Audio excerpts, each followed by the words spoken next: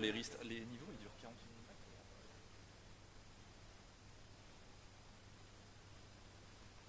Des trucs de gameplay, je trouve que c'est pas ça.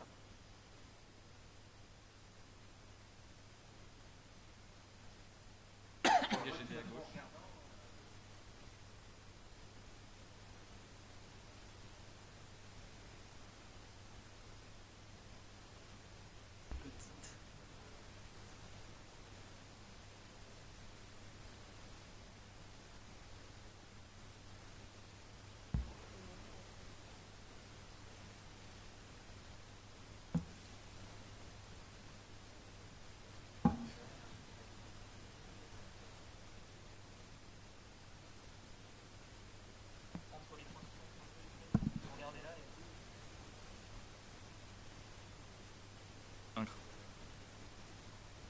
Vas-y.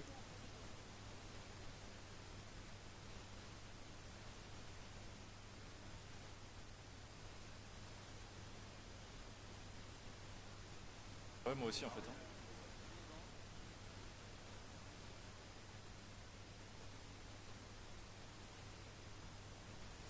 Au bouton. Au bouton pour lancer la vidéo.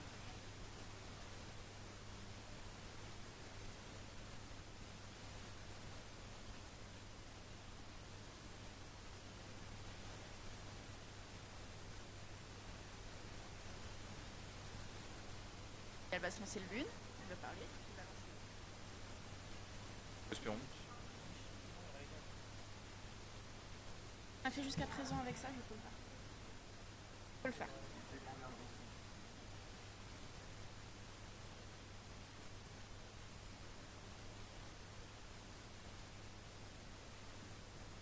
Et là, devant, je veux la zapper.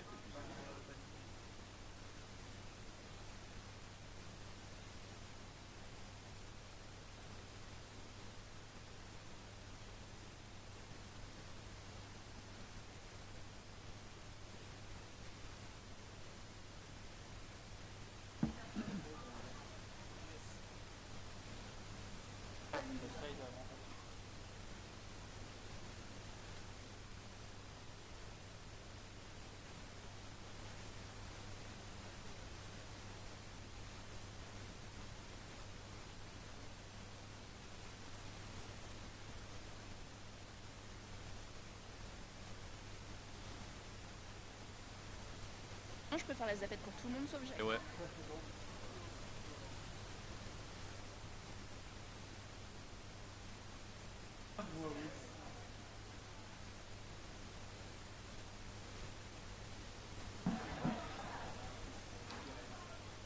Il est 57.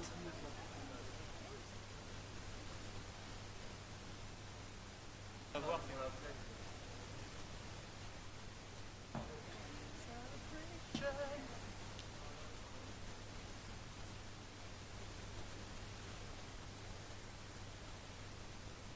Elle a été battue, j'ai envie de dire.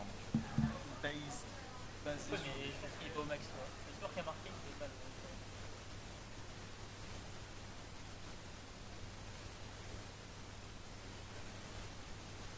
La forme pour le speedrun, c'est quasiment la même.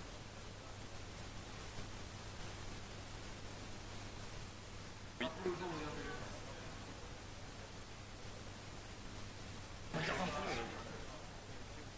Comment? Il est imperturbable. Champion, va.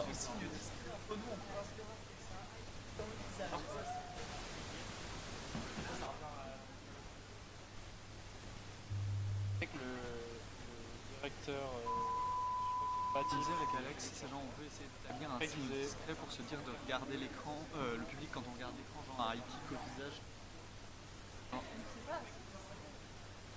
Tu dis ça. Ah oui. Il faudrait faire carrément des backflips. Genre un backflip avec un kick à la fin en mode dans le visage de la personne pour la faire remonter le regard. Ouais, bah on fait comme ça. On essaye de rester discret, après on n'hésite pas, on peut l'assumer aussi. Quoi. Moi je pense que c'est quelque chose qui se remarque pas si tu fais pas attention. Bah non, mais puis on sait qu'ils dorment tous là, ils viennent de Ah si t'es aveugle. Allez, encore, tu peux peut-être entendre une question. Comment? Ouais, t'inquiète.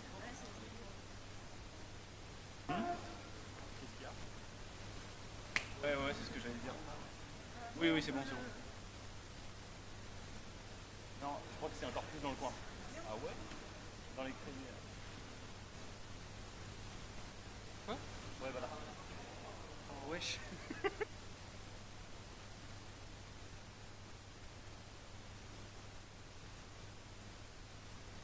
Le son est full screen window. Ah non, parce que le son non, il faudra le mettre à gauche. Ok. Mais de toute façon, il faudra la passer à Non, droite. mais j'ai déjà coupé le son là, normalement. Ah, musique est à 0.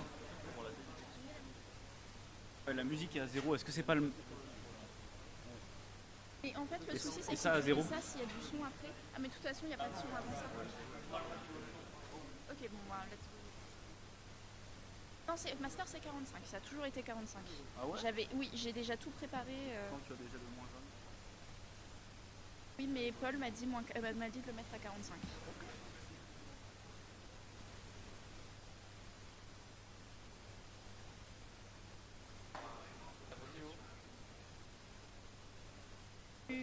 Ouais, non, tu glisseras après sur l'autre écran, j'imagine.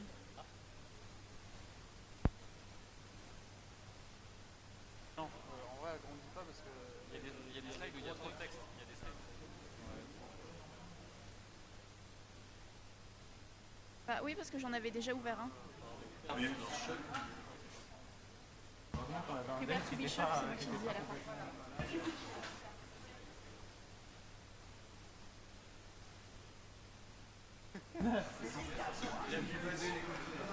Équilibrer les côtés, venez, et genre ouais on fait ce truc où quand on parle, on vient devant, on prend calmement le micro à la personne et on le donne ensuite à chaque fois. Pas bien. Oui, je viens juste te faire embêter de C'est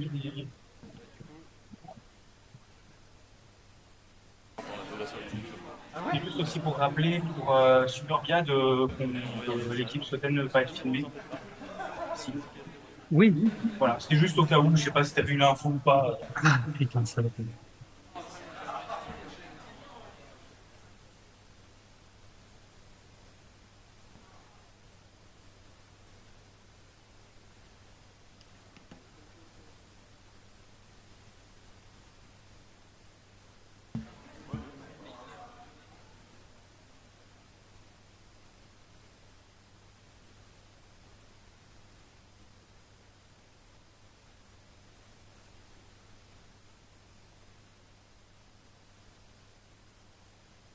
Alors qu'il a. Ouais, je te le dis. Pas de soucis.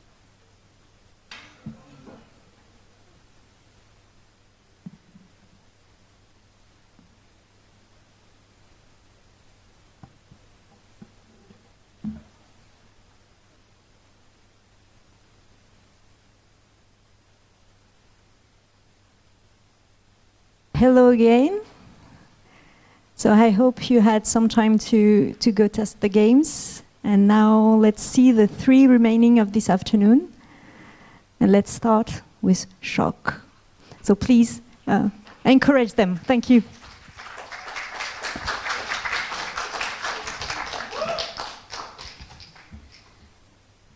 The time is counted. Run for your life as fast as possible and switch between dimensions to survive. Welcome and be prepared for Shock. Shock is a third-person parkour game for 1 player. It will be available on PC and it will offer a game experience of 6 to 7 hours.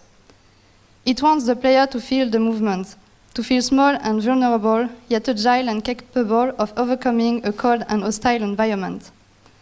So our game has 3 specificities. First, it's a fast-paced experience. Then we are working on the gigantism for the settings. And finally, our main mechanic is based on a double layer of levels. Each layer has its own mechanics that influence the gameplay of the players. Our targets are mid and hardcore players between 15 and 30 years old who mainly plays on PC. They are interested in parkour games or fast-paced platformer, but they may also play fast FPS. They mostly play at home, during the evening or the weekends.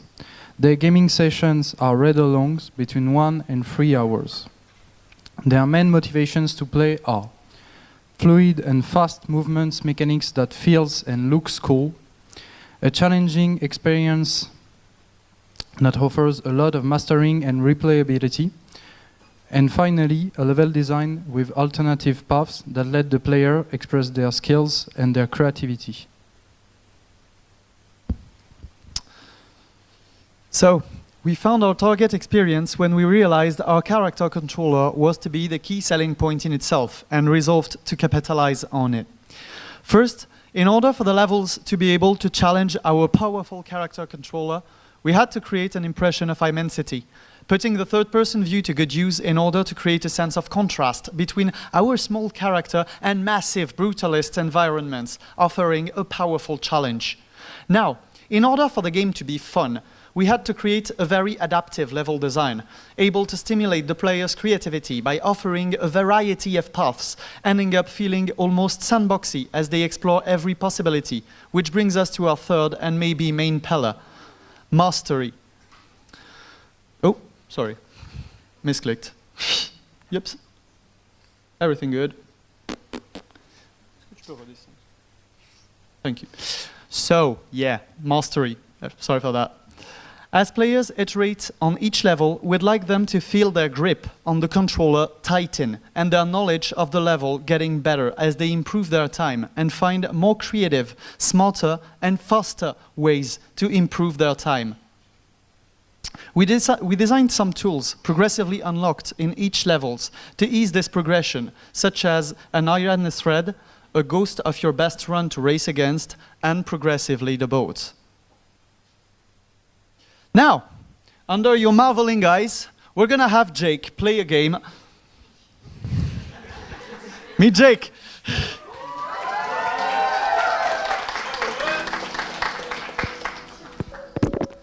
So, he's going to play as a new player would. So he's gonna lose, yeah. He's gonna stop by to read some panels and to learn the mechanics, so you can do this alongside with him. This is going to be very slow at first in order to familiarize you with the game too. Then we'll start playing for real. So in front of you, right now, you can see a death zone, forcing Jake to slide under the block, not to have to start again. The following slope will allow him to perform freestyle parkour move. By sliding and by jumping, he will do a very stylish aerial, which will both make him jump longer and make him look way, way cooler. Speaking of cool, look how easy it is to wall run vertically. He just has to jump toward the wall. A player can also use the wall run to get back after a missed jump. Quite like this.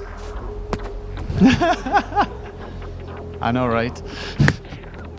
He can also do it horizontally by doing the very same thing while just looking onward, making these two variations of the same action very instinctive. Here, he's gonna soon have to dash. The dash is one of Shock's main mechanic, as it allows the player to throw themselves in the direction the camera is facing, gaining a lot of momentum.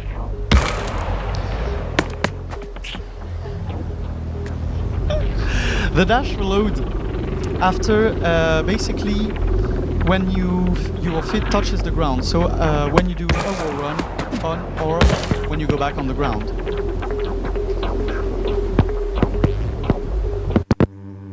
Now that you know the basics, we're gonna dive a tad bit deeper into the game's mechanic. The layer shifts.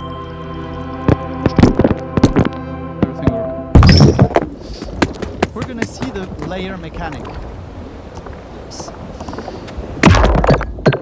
With a simple input, Jake can switch to another layer of reality, as you can see. It's called Indigo. In Indigo, the dash is replaced by a grappling hook, catching any grappling point in a wide area of effect and propulsing the character toward it. It's an efficient way of realizing a long aerial sequence while stocking up on momentum. Jake is now facing a bumper, a special platform that can activate whenever you decide to switch layer near it. When it is activated, it will bump the character, redirecting their momentum and allowing them to reload their dash without having to touch the ground for too long. The faster you already are going when you hit a bumper, the faster you'll be bumped back, quite like a very tense trampoline.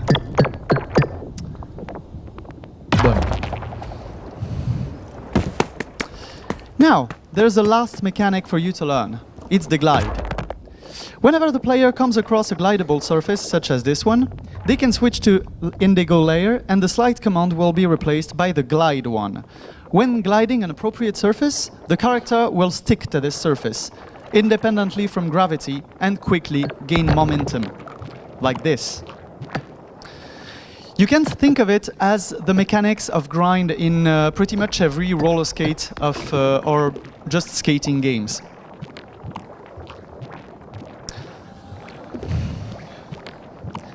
However, this makes it very hard to control or predict.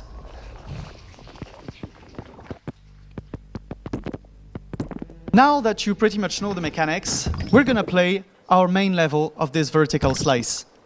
Are you ready? Nice! Go on, Jake.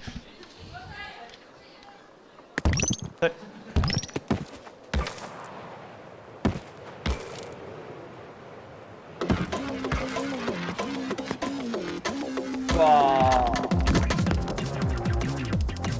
Can you have the volume, please?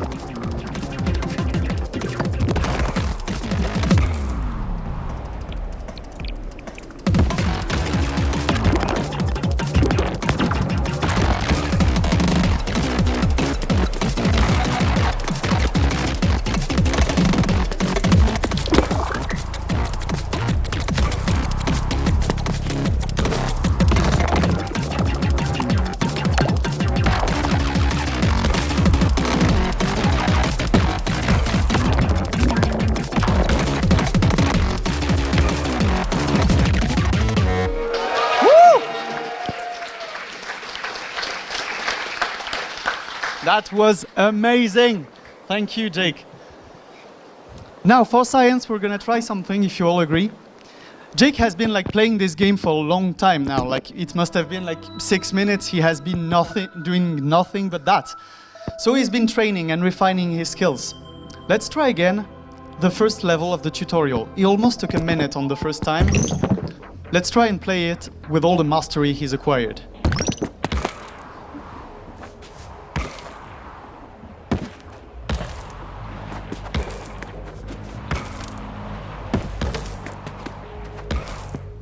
So yeah.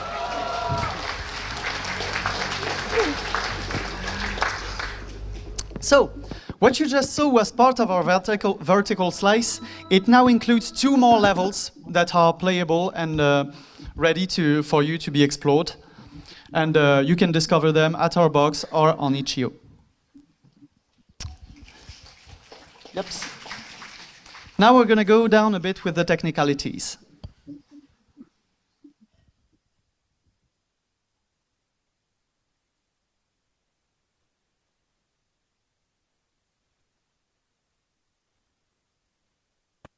Now let's talk about the game structure and the progression system. Here for the vertical slice, we decided to feature 6 levels located in 3 zones, so we could display several levels of difficulty and length. But as a final product, Shock is divided into 10 zones, representing the different cities Bastian, our character, will be visiting. However, not all zones are accessible at the beginning of the game.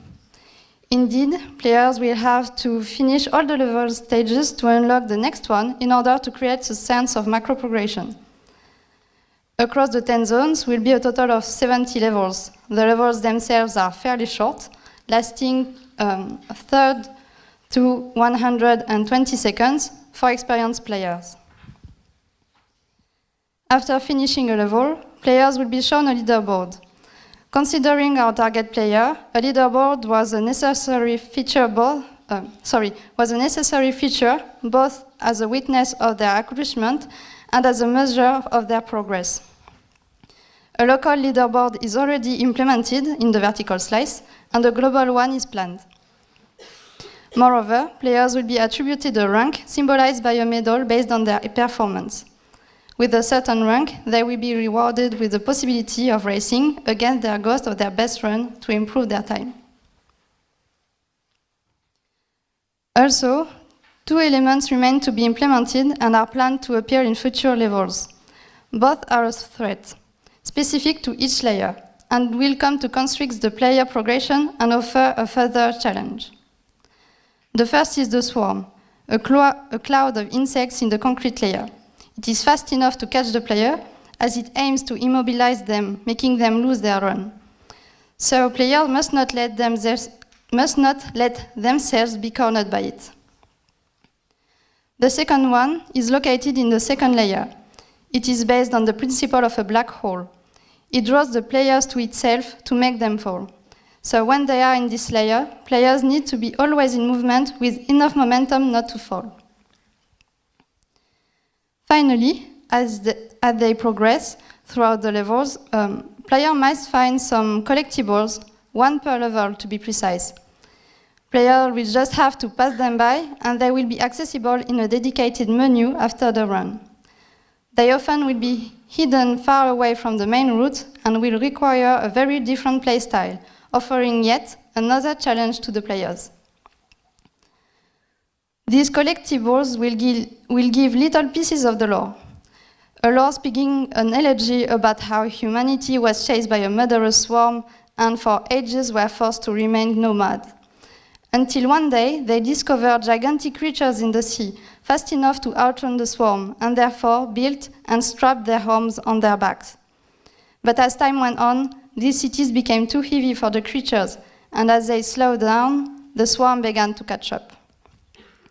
Seeing this, our protagonist Bastian, a prophet of an old religion based on movement, decided to take things in hand and headed off to the evacuated cities, already plagued by the swarm, to restore their original speed by destroying the tethers locking the cities to the creatures' backs and lighten the herd's burden, trying to save what can still be. Regarding artistic direction, our main inspirations for our environment and mood are Blame for its huge and overwhelming scale and universe, Carbon and Silicium for its colorful depiction of an alternate reality, and Control for its architecture, lighting, and composition. Our 2 layers had to have a strong visual identity that would allow players to easily identify them. Let's dive into each layer's specificities. Beginning with the first layer, the concrete layer. In this one, we want the player to feel the gigantism with the cold ambience and minimalist monolith. The challenge here has been the lighting with all the contrast requirements. The path needed to be clear and readable quickly. The goal was to make changes on shapes and moods all along the level. Each part has to be interesting and recognizable according to the checkpoints, so the player knows exactly where he has to improve his path.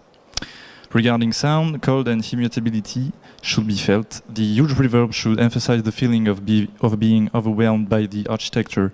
This feeling will be conveyed by a non-complete spectrum, lacking of low mid frequencies, in order to make the high end naturally sharper. The second layer, Indigo, is way more abstract and speed-oriented. We therefore wanted to represent it in saturated colors with outlines to amplify short-range contrast and limit long-range visibility in order to balance the speed possibilities offered to the player. This layer sounds heavier and more muffled. It should sound a bit more in the face with strong low-mid to bring contrast with the first layer. The atmosphere should sound thicker to bring another feeling of being little in the middle of the huge. All the sounds of this layer are entirely made out of synthesis to contrast even more with the other layer's soundscape. For the sound design, we want to accompany our character's journey through the gigantic environments with a really dynamic and responsive soundscape. So we need efficient and juicy movement sounds and powerful abilities. This will allow players to really feel their run. Both the dimensions have their own unique sounds, meaning that every audio assets contained in both the dimensions are twisted into 2 versions. We had in mind a really synthetic sound for the second layer, where the first is sounding more realistic and tangible. So here is a quick video demo of the movement sounds.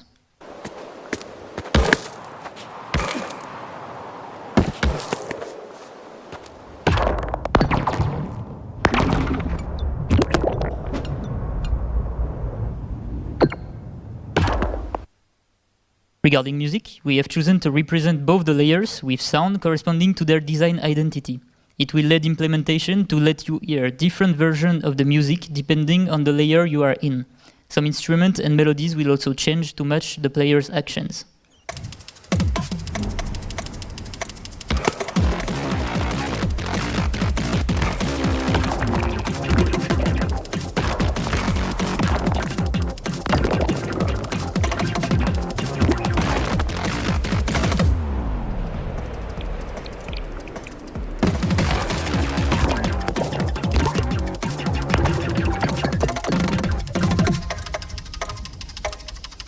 So you heard changes according to players' progression in the level and movements.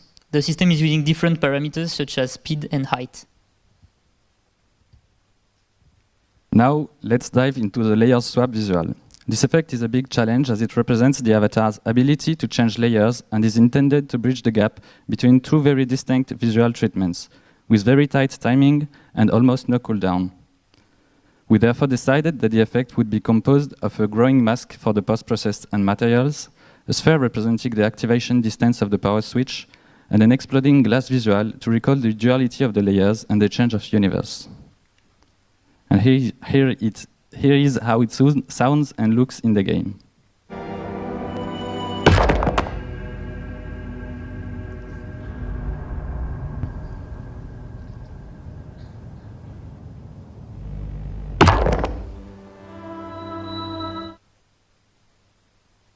As you saw, there is only one character in Shock, and his pretty name is Bastian. His design is pretty minimalistic, he is a light traveler, but as you can see, there is a carbonized piece of wood on his back. It is the only one object purely natural in Shock. This piece of wood is his relic. We wanted to inspire a cultist mood with his design. He runs lonely as fast as he can, carrying his own part of darkness with a grim determination to do what he feels necessary, even if it means tossing entire cities to dust. Regarding the rhythm of the gameplay, the space occupied on screen and the lore, we wanted to have a character with elongated shapes and body parts to see clearly his movement and his ability. Let's talk a bit more about this, by the way.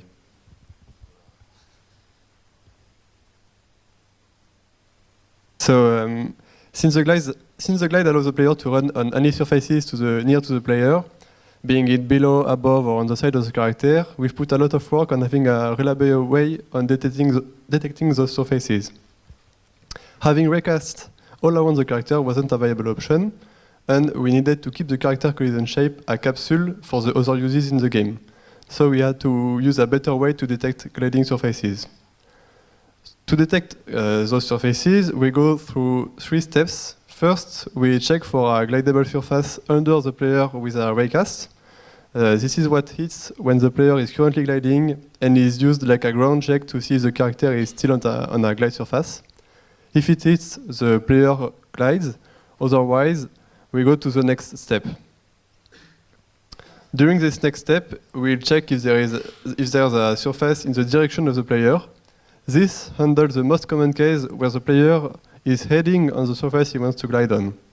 Again, if it hits, the player starts gliding. Otherwise, we go to the next step. Finally, we check around the player for any surfaces, handling cases where the player is on a surface next to him. If it hits, the character will glide on, and if nothing is at all, then that means there's nothing to glide on at all.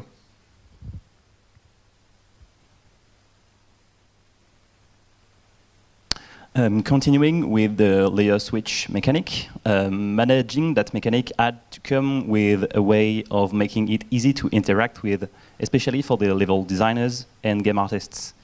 Also, being the core mechanic of the game, it had to be made as future-proof as possible in order to keep it easy to adapt while developing the yet-to-be-defined game mechanics. We chose a minimalistic, event-driven approach with some actor components that automatically bind themselves to the layer system to provide useful information and callbacks to anything that might require to react to the layers. Also, through the use of material property collections, the current layer status and related data are made accessible to the shaders and VFX effects.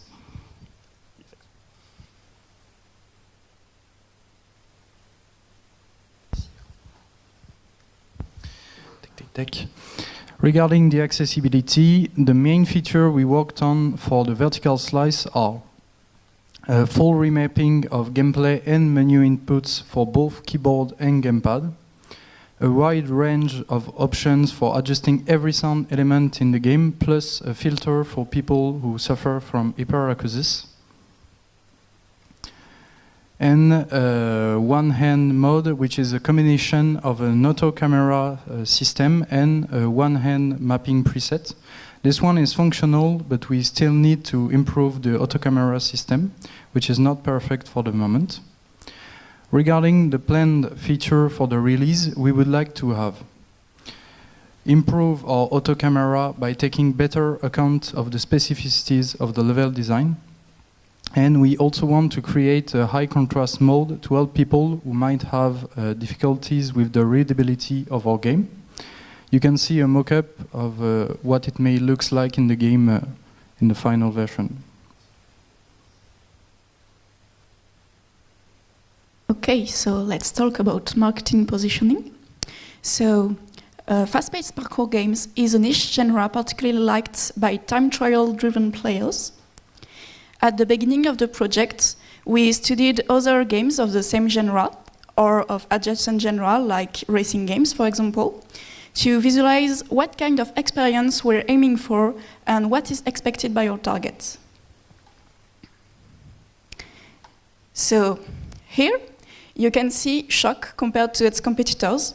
We view the project as a fast-paced experience that offers a main path with some shortcuts for more replayability. Even if Shock will have some narrative aspects at one point, we mostly want to focus on the time trial aspects since it's what our target is craving for. Thanks to this analysis, we identified that two of our most similar competitors are Neon White and Ghost Runner. Those games helped us find our business model and our sales provision, you will see on the next slides. So, according to our competitors and what our target audience seems to consume the most, we decided that Shock will be a premium release on PC via Steam and PS5, Xbox and Xbox Series X and S. Our ambitions are the ones of a AAA or AA game. And in order to achieve this project, we'll need around 2 years of production, counting the 4 months we already spent on the project, and 25 members, so full-time members and freelancer included. So, with those first numbers, we estimated that Shock production costs would be around 1.5 million euros. For a selling price of 30 euros, counting 70 levels, we should sell about 145,000 copies the first year in order to cover production costs. Shock possible rentability may seem a little abstract, giving those numbers only. Let me clear this up by comparing some of them with our competitors. So on this diagram, you can see Neon White and Ghost Runner's sales compared to Shock minimum expected sales. Shock's expected sales are way under Neon White and Ghost Runner's ones. Actually, Neon White sold about 150,000 copies in the first month after its release date, which is approximately what we expected at least in the first year after Shock's release. If you look into selling price, we're also right between Neon White and Ghost Runners. But having the same kind of game doesn't guarantee a successful release. That's why I would like to introduce you some opportunities we identified about Shock production and release. So we'll need funds and visibility in order to make Shock a success among players. One of our first steps would be to look for a publisher to fund most of the projects and take care of the release. 3 of the publishers we were thinking of are Focus Entertainment, since they seem to finance some fast-paced indie games, 505 Games that released Ghost Runner 1 and 2, and Annapurna Interactive, the publisher of Neon White. For Annapurna, we're not sure though, because even if they release Neon White, they seem to prefer more narration-oriented games. However, they also published 3 of our competitors, so we think it's worth giving a try. If we manage to sign with a French publisher, like Focus, for example, we could totally apply for CNC funds. Those funds will be a perfect addition to the ones provided by a publisher. Finally, Shock could also be eligible for DLCs, particularly if some finished levels are rejected in the final version of the game. They could be polished and sell as an additional bundle. This could particularly please our most hardcore players who crave for more challenges. And speaking of players, let's talk about how we plan to catch their attention and gather them thanks to communication. So, we plan to use some social medias like X or YouTube and Discord as our main communication tools. The goal is to share major updates to as many potential players as possible and to create a special place for the most interested ones. Since fast-paced games are particularly watched on Twitch, we could even get some visibility by offering some copies of our game to streamers. On our Discord server, players will be able to access to more information and can even share their thoughts about the game to our developer team. If we gather enough players, it could even be a valuable resource for online playtests. Anyway, we hope you're as much hyped by the project as we were to work on it. Enjoy playing Shock, or as we usually say, prepare to be shocked.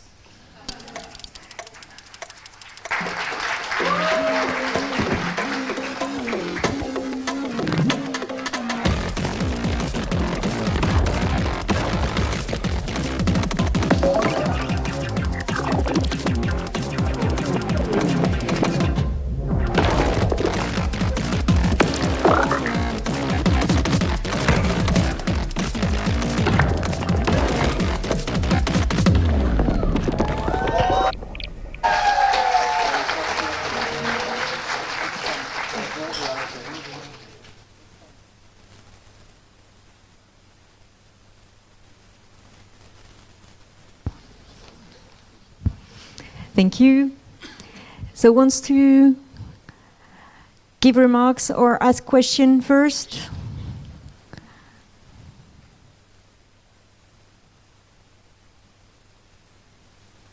Yeah, thank you. Hello, I'm Milan from Raccoon Business. I do marketing. Congrats for the presentation. It was great. Thank you for doing more about marketing communication. It's nice to see that.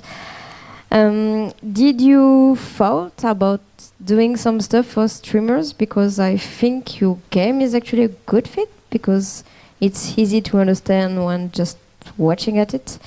And we know right now one of the things which works well on Twitch is like wow effect moments. It's also why games like Lethal League Plays or stuff like that are doing great on Twitch. So, and I think there is probably potential to have this on your game. Did you thought about it? Of course not for vertical slice, but for later on.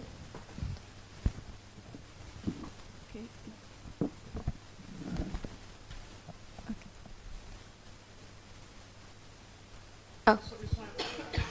Oh, okay. So do you have to re-say it again? No, it's okay. So we actually didn't really search for streamers. It was an idea for the bigger game, for the full game. But yeah, definitely we thought at some point to make like a streamer layout to present Shock before saying no, let's Jacques play. But yeah, definitely, if we continue to work on Shock, we should look into streamers and try to make more communication this way. Just an idea, like for your game, for example, you can definitely have features where you can, with a code, share your ghosts, so viewers or also other streamer can compete against you.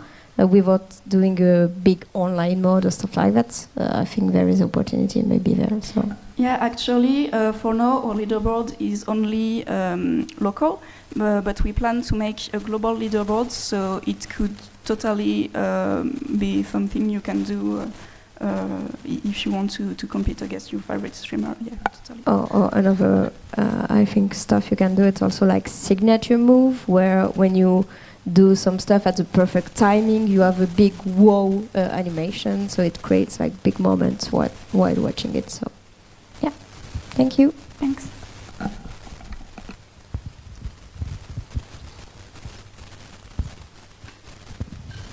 Hi, Clémentine, doing game design, freelance. I just wanted to say that it was really nice to have a demo of your game live. We know how hard it can be and how risky it can be too, because you could always have bugs or stuff. So it was really nice, especially as a game designer perspective, because it worked really well to show the progression that is quite that is not in your face as a player. It's coming to you au fur et à mesure, n'est-ce pas? And so that was really cool to have the effect. Now that you played a little bit, you can go back to another level and get better with your score. And that was a really good demo. So I think if I saw that and I was an editor, which is not the case, that would be a great demo and a great argument for me to sell you the project. Yeah. So I would give you my money if I had any. Good job.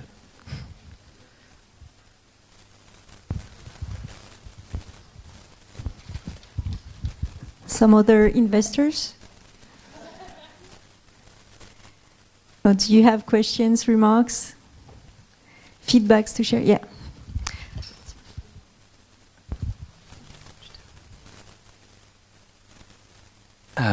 Hello.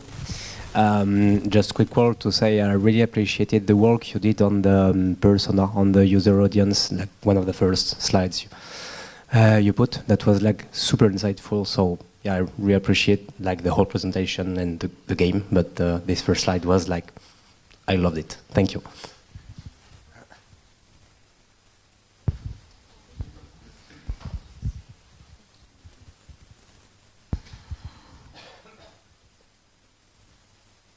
Other remarks? It's always difficult for the first project. No more remarks? Questions? Do you have some questions online? I don't see any. Oh, yes. Luca, go ahead. Hello, I don't know if you can hear me. We can. Yeah, okay, great. I'm Lucas. I just launched my own studio and I spent a lot of time. Last time I was here playing the game and trying to reach the top of the leaderboards. And I don't have that much of an advice or anything, just like thank you. I'm currently downloading the builds and yeah, I think I'm gonna play it a lot because I was expecting this a lot. So I'm sorry not to be here. I wish I could have say thanks to all of you because it looks pretty promising and exciting, and I hope that someday it could become a game that I can see online on Steam or wherever. So thank you. Thank you. Thanks a lot. Thanks a lot for the feedbacks.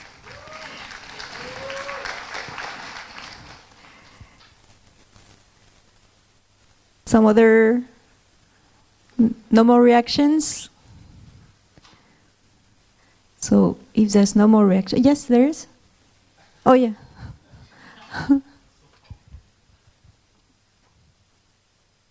It's on the back the time I go there.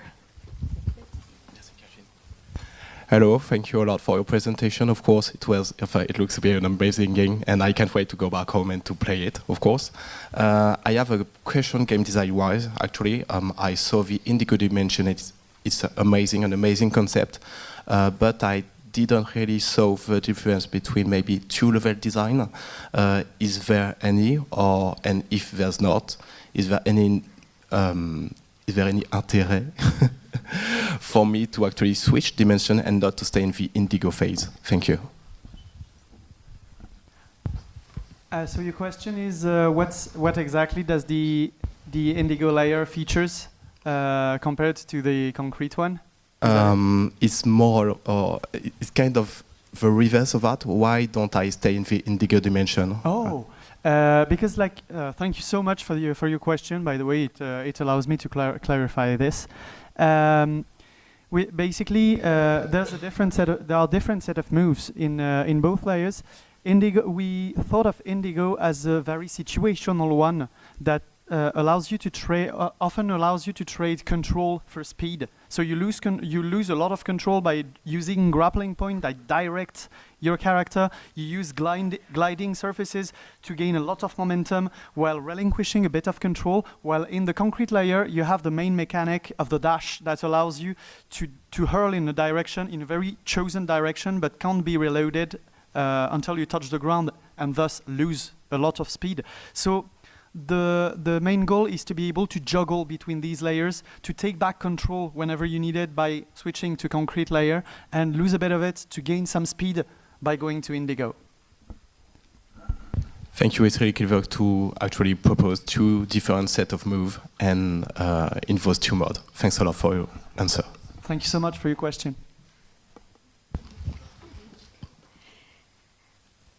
No more questions, remarks? Just checking online. I don't see any, so let's congratulate the team once again.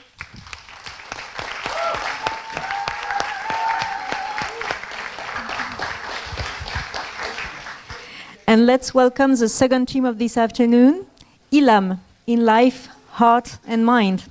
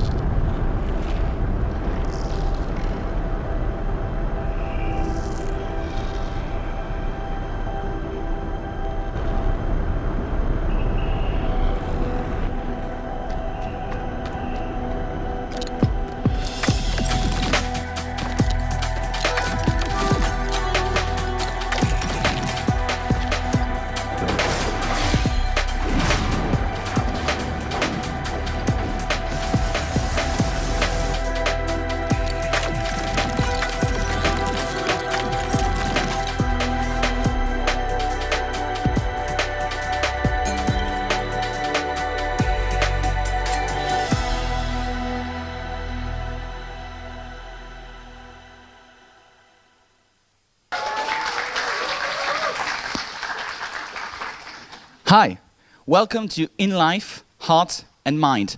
This is the story of Ilham trying to feel better at home in his world. Let's first introduce the team. I am Leo Abaz, level and narrative designer. This is Roman, game and narrative designer. Lauralie as our concept and UI artist. Arthur as our magnificent 3D game artist, and accompanied by the external team member Gianni as our 3D animator and rigger. Alex Vu as our programmer, VFX tech artist, alongside with Danny, our gameplay and UI programmer, with Luca as our programmer and VFX tech artist, Bastien as our UX designer and UR, Annan as our producer, and finally Etienne as our sound designer and music composer. In Life, Heart and Mind is a third-person action platformer game where you play as Ilham in a constantly evolving surrealist world, facing off ethereal entities trying to ruin the place. Avoid the entities' attacks, reach their heart to contain them, and make this world, a better place to live. We aim at releasing it on Windows and Linux first, then consoles at a later date. We strongly recommend you to play with a controller. If you like the aesthetics of Solar Ash, and if you got hooked on Psychonauts 2 and its colorful and surreal universe, you should check out our game. Our game stands on 3 pillars. First, we are a platforming game. In terms of difficulty, we aim at making a game that is mildly challenging. Secondly, as we are in someone's mind, we decided to go with ethereal visuals and sounds in a place that doesn't obey to normal laws of physics. Our visual artists will talk about it more later. And finally, our story presents itself in metaphors. Ilham wakes up in an ethereal world with his head completely shattered. This world has gone wrong and is now unwelcoming to his guest. Ilham embarks on a quest to find all the pieces to be complete once again, confronting multitudes of threatening entities on his way. We aim at making chapters 20 to 40 minutes long depending on the player's skills, each one depicting Ilham in an original environment and with unique mechanics. Story-wise, we decided to go with narration without dialogues, using the environment and sounds to convey it a bit abstractly. We tell the story of a young man going through an introspection to understand how his mental health issues affect him and how to live with them and carry on. Even so, we totally embrace players interpreting the game however they feel. We'll talk about this a bit more in depth later. Let's see with Roman how the game works. Thank you, Leo. So, each chapter follows a similar structure. Your goal is to find and recover fragments of Ilham's memories to get closer to the corrupted heart. After reaching the heart, you will have to free it from the entity for Ilham to regain control over his world. As a linear action platformer, the goals need to be clear. At the start of the level, a cutscene helps the player understand what Ilham will face. Secondly, we need to prevent players from getting lost. This is done by using the level design itself, but also by making the next step of the path appear before their eyes. Now that you're on track, traverse the surrealist world using your moveset right to reach the next platforms without falling. Furthermore, dodge attacks and move through effects applied to you by the malevolent entities trying to stop you going forward. The challenges are all about timing and reaction. As said before, the difficulty is not about finding where to go, but how to achieve it. We also want mild difficulty, so the player empathizes with Ilham's difficulties. As such, we are expecting players to die and retry at least a couple of times each chapter. As you contain the place and recover the different fragments, filling it, you unlock safe checkpoints. By doing it, Ilham gets confident and starts to see the world evolving by giving him access to new places to go. Finally, when you reach the most important things in the level, cutscenes play and moves the story forward. These rewards are a way to give players downtimes and appreciate the world they are traveling through, in addition to create immersion and memorable moments. As for the character controller, we wanted to be able to move in a surrealist shape-shifting environment and survive against chaotic entities' attacks. That's why we made Ilham precise. He is unslippery, non-momentum based, and to have a sense of control over the character and its movements. He's reactive. You have fast up inputs to quickly adjust its movements and dodge attacks. And finally, he's versatile. Ilham's movement options each have multiple usages in order to adapt to the different environments and dangers. Furthermore, Ilham's abilities aren't evolving through the game. It's the new challenges of each chapter environment and chaotic entities related to them that offer variations. To achieve these feelings, first, the analog movement is tied to the left joystick and make him walk or run easily. You also have a bit of air control while jumping or falling. The jump is assigned to the A button and can only be used while on the ground. Thanks to your grapple, you can use on crystal, reach heights faster and move without touching the ground. In addition to being an invariable defense option, at its heart, the dash allows you to move faster on the ground and extend your movement in the air. Furthermore, by using it right before an attack, you activate the perfect version of it, granting you a longer lasting invincibility. The contextual interaction button lets you free different fragments from corruptions. And finally, you can recenter the camera or focus it on specific elements while moving around. Now that you know how we play the game and what are our intentions with it, let's see in action in the third chapter of the game. Ilham just recovered the second piece of his head after facing an ominous crowd harvesting the piece's power to unknown ventures. Wandering about, Ilham finds a city and decides to explore it. Please take a look.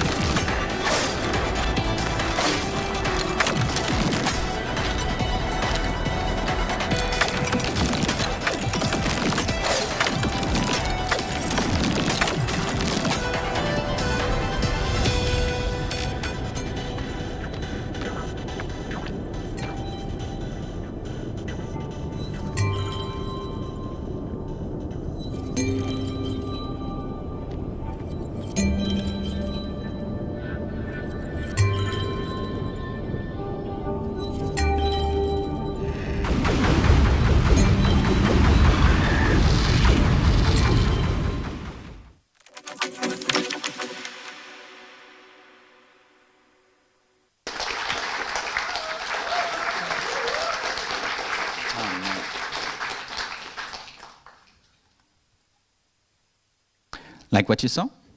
Here's what we envisioned for the whole game and what we focused on. Each chapter focuses on one thing characterizing Elam, either on its own like chapter 5, or spanned across several chapters, as in chapter 2 and 3. I will point out that the timeline is very vague on how big the time span is between every chapter on purpose. This is a story about self-discovery and feeling better with ups and downs along the way, and as you all know, it takes time to find out who you are. The way we show a sense of story progression to the player is through an evolution of Elam's character design and the world. His fragmented head gets whole again, and dandelions start to repopulate the place and blooming again. As for the vertical slice, we decided to focus on the third chapter. In the third chapter, Elam encounters the hurricane you probably saw in the video. The chapter features an introduction, repeating platforming and fragment sections, and the final platforming sections towards the heart. However, due to time constraints, we've decided to not include one of the platforming and fragment sections and what happens after touching the heart, leading into chapter 4. In this last part, as Elam tries to touch the heart, the clouds he's standing on collapse. The cyclone takes him down inside it, and he falls into its center. Not discouraged by this minor setback, Elam has to go back up again. But now, the danger comes from all sides. Yet, despite everything, his determination prevails, and after finally reaching the top and touching the heart again, a cutscene plays. The cyclone shrinks, the environment gets brighter, Elam safely goes back down and reflects on what happens, learning more about himself in the process. In order to represent the abusive parental figure as an antagonist of this chapter, we decided to make it unpredictable and violent. With this intention in mind, we went for a hurricane metaphor, something intimidating and always above that can crush us like we are nothing. The hurricane is making the city atmosphere dark and unwelcoming. But after choosing its form, next comes its attacks. First, there are thunderbolts, signed with a glowing red circle to indicate their danger. Aggressive thunderbolts target Elam directly and try to stop him in his progress. Players need to react fast to survive their wrath. In addition, they can also destroy platforms to prevent Elam from moving forward, learn their patterns to avoid getting hit and falling down. The hurricane also tries to stop Elam by creating strong winds that he needs to adapt to. It pushes Elam in different directions through his attention, either restraining or amplifying his movements, creating new interesting changes. As everyone knows, it takes time to change the way we see and act on things. That's why before reaching the heart, multiple fragments are spread out along the way.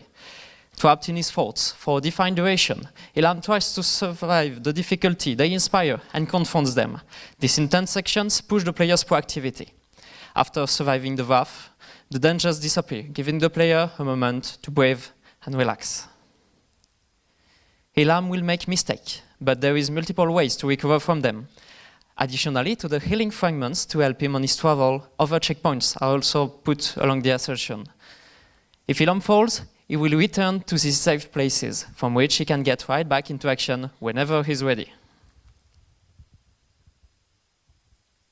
Our approach to the level design was the following. Each chapter having unique mechanics themed around a specific topic, we have to introduce those mechanics to the player. However, we don't want players to feel frustrated with a tutorial getting in their way. Instead, onboarding is done in the level itself and each mechanic is presented in a relatively safe environment for a short bit until we take the wheels off and let players master the level.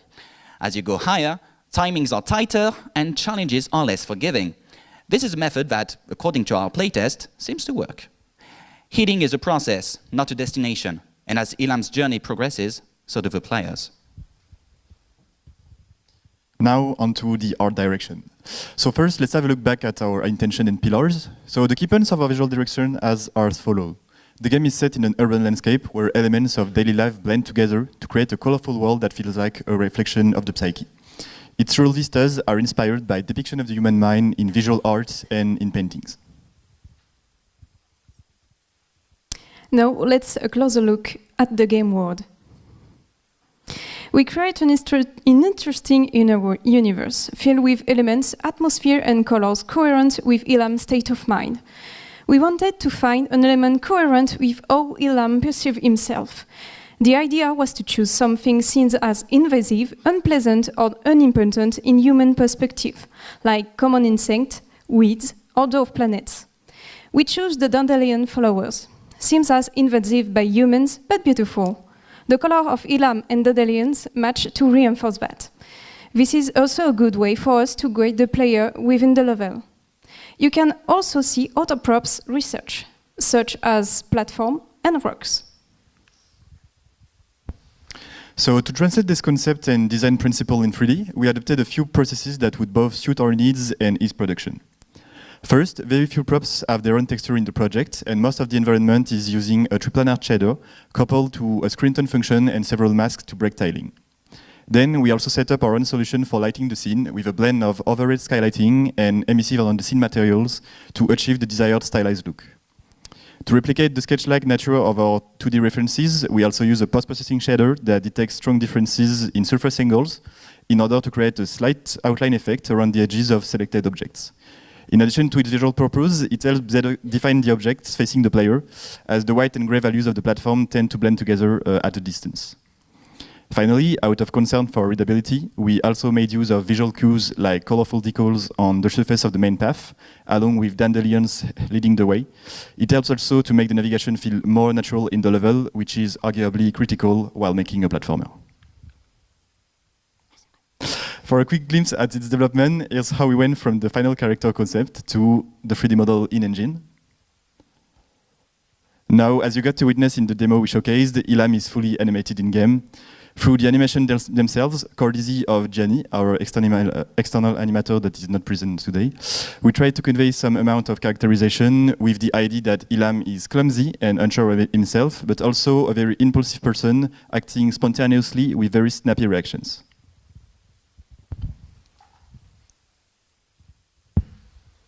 Regarding the VFX, let's first talk about the tornado and its influence. First off, we decided to go for a palette comprised of two colors that are often associated with corruption. A soft purple for the main color, and a vibrant red as the accent color for high contrast. In the level, the colors are used in effects that signify danger, whether this is the tornado itself, corruption related to the tornado's influence, or weather attacks, such as thunder or wind. We also wanted the player to feel like the tornado and the corruption's presence was all around Ilham. For this reason, we surrounded the environment with purple fog. We added soft particles all over the environment with the two main colors of the corruption, and we created a smaller but more aggressive tornado surrounding the player during some gameplay phases. As for the VFX related to Ilham and elements that help him, we went for a palette that takes from Ilham's more prevalent colors. For some elements, we decided to reference Ilham's body with bright purple and blue. The effects that use these colors also have crystal-like characteristics akin to the texture on Ilham's head. For other elements, we went for the fiery orange that can be seen on Ilham's hoodie. The color is used on effects such as the dash or particles related to the liberation of fragments.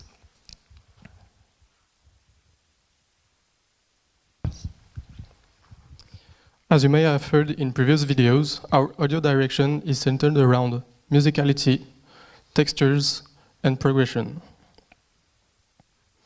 The music is mainly inspired by genres like breakcore and dubstep, and especially by the artist Sewer Slot. The goal is to give the player a sense of progression through different tempos and intensities, while maintaining an ambient and ethereal aspect fitting the world Ilham evolves in. Here is a clearer demonstration of the different states of the music and how it reacts to the player's actions.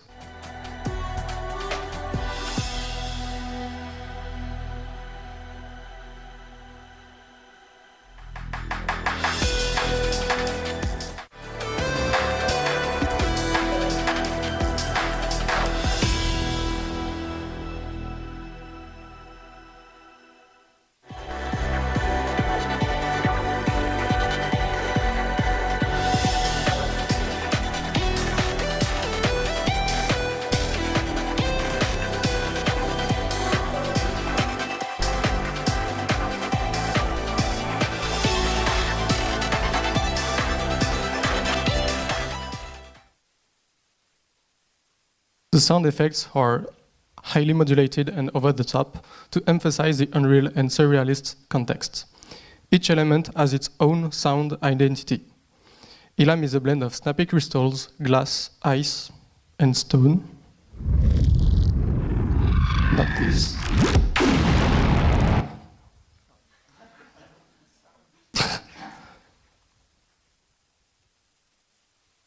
Okay. So Ilham is, trust me, Ilham is a blend of snappy crystals, glass, ice, and stone. And the corrupted tornado is a hybrid of low, rumbly, distorted electricity, and wind.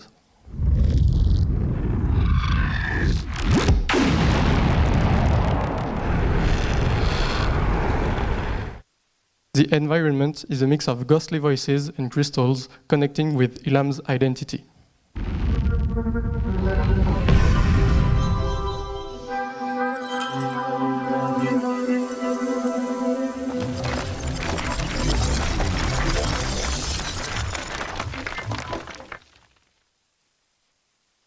All of these sound effects also respond accordingly to the pacing of the game, leaving calm spaces between intense phases.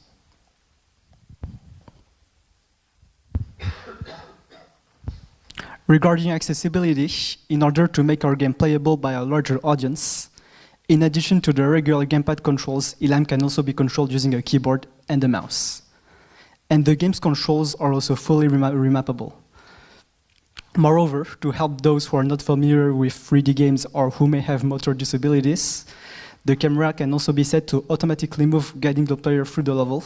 And we've added a one-input mode that allows players to use only one button to perform all the main actions of the game, depending on the context. Here's the sequence of the game with these two options in action. The game was played with only one hand, using the left trigger as the input button.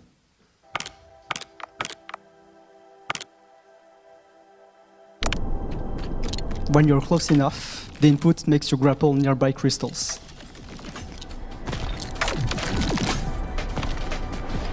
Otherwise, it makes you jump when you're on the ground and dash when you're in the air.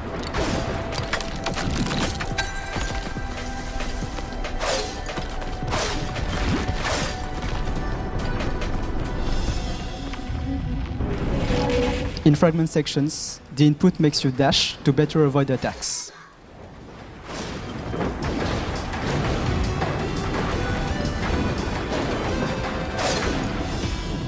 Finally, when you're nearby, the input makes you interact with the fragments.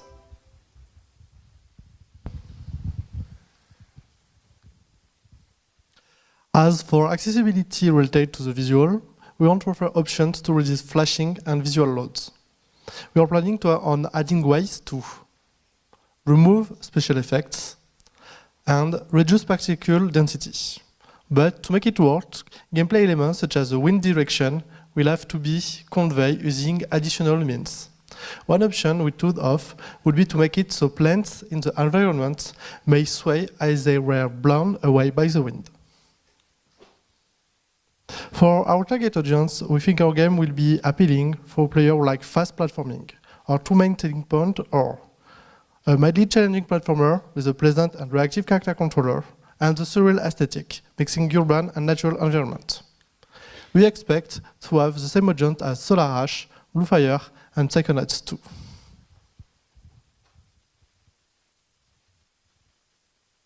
So, for the marketing part, we've done a benchmark of our main competitors, such as Solar Ash, because it's a game that inspires our artistic direction, especially for the monsters, and Psychonauts 2, because it's a platformer that evolves in a surrealistic world where you have unique mechanics in each level. Even though we do not pretend to be a AAA game, we have to consider that the comparison will be made between those games and ours. Our competitors are all pay to play, and we will choose this model too. Regarding the production, we're almost at the end of the pre-production phase with the completion of our vertical slice. We've done it in 4 months, and the next step will be the entire production, followed by polishing and debugging before the release. All of this will be made in 21 months. The production phase will be separated in 6 parts for the 5 levels and the conclusion. For each level, 3 months of production will be required. In total, the production time will be 25 months. With the planning in mind, the production budget will be close to 1.2 million euro. Given our estimated playtime, our visual quality, and our competitors, we're pricing our game at 29.90 euro, which means to break even, we need to sell a bit more than 61,000 units. Looking at our competitor number sale, this estimation seems to be reasonable. Thanks for listening to our presentation. We hope you had a good time with us. And if you want to try out our vertical slice, it can be grabbed on itch.io, or you can play it at the Plateau project. Thank you and take care.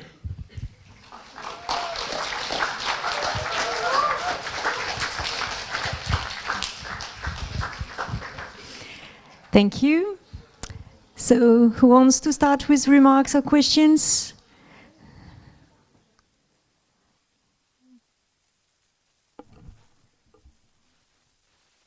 Yeah.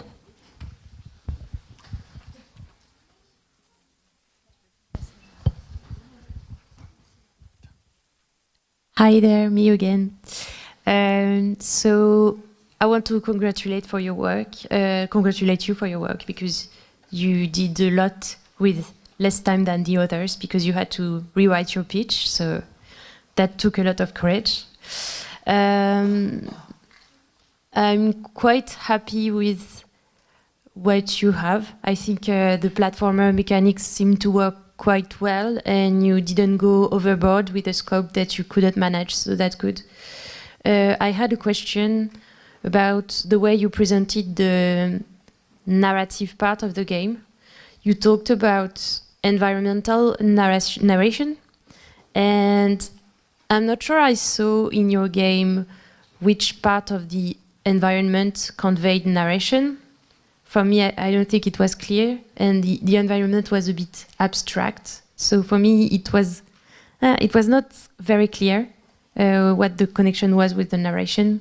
So I don't know if you want to give an example or something.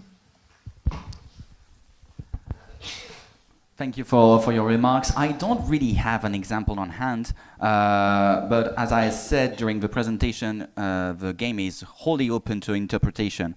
We made it really abstract so that people can give whatever intention or interpretation they want on the game. We do have one, but we want players, like I said, to just interpret it the way we want them if they want to. One way we could have environmental narration in the game would be with the fragment sections, or for example, the whole chapter takes place in the city, which has some meaning to the character. We could obviously put some time to explain it a bit more in depth, but that wasn't our priority during the vertical slice. Okay, thank you. I don't know. I'm not a marketing or producer person, but if you want to pitch a game that has only this point on narration, make sure you are strong on it, or maybe don't. I'm not sure. Just an advice. I think I see the nodding in the jury. So yeah, that's my advice for you.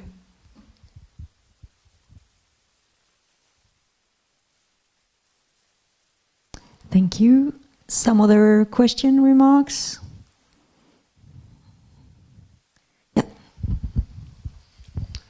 Yeah, thank you for the presentation. Just to say that it seems to be quite solid. Your workflow in 3D is quite optimized. I think it looks like it. The fact that you used just one shader for all the objects and stuff like that, it's a good practice. So I'm happy to see it. And the concepts that I saw on the plateau last time, they're transcribed in 3D, so it's quite nice. So kudos.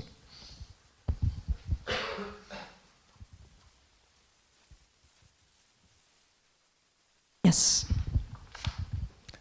Hello, thank you for the pitch. Maybe I missed it, but do you plan to have any gameplay variation, or it will always be dashing, jumping, and using the grapple?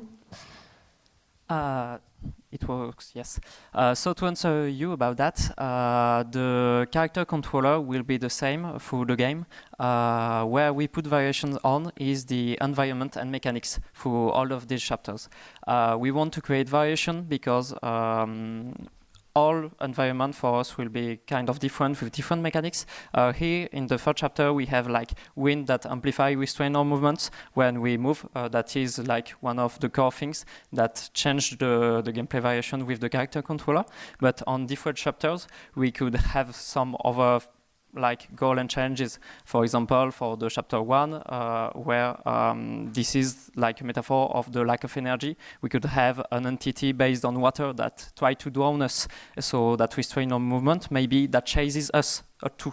So this is variation on mechanics, specific on the entity in the environment, but also on what we'll have to do. Here we have something very vertical, but we could have something more horizontal with a chasing or something like that. And that's the goal, to have like each chapter something specific to give to the player. Okay, thank you. And the game is really beautiful. I like the art, so congrats. Thanks. No other questions or remarks? So I think, Aida, you wanted to add something online? Yes. Hello, everybody. I don't know if you see me.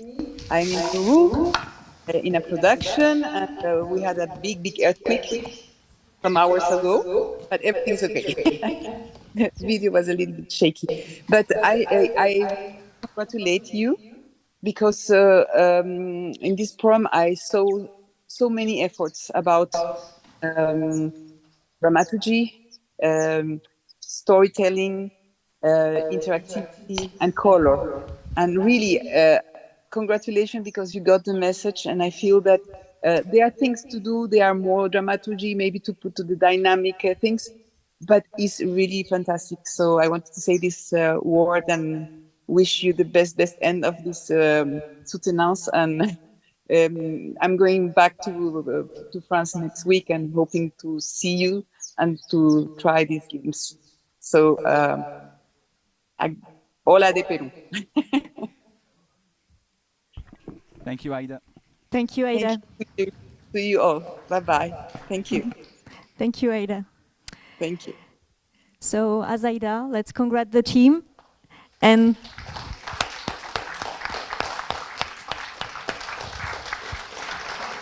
ask for the last team of today to join us down. Suburbia Electronica, please welcome them.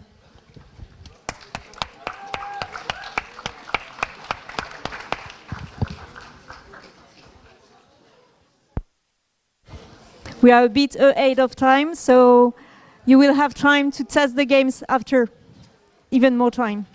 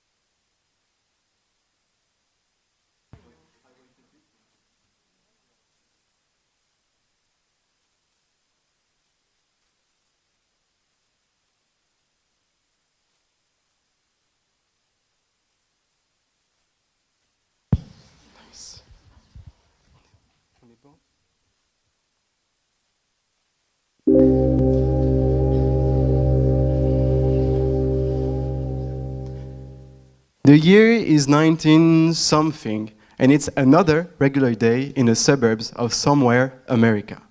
Well, almost. You see, beyond trees in human's eyes, a small robot is currently waking up.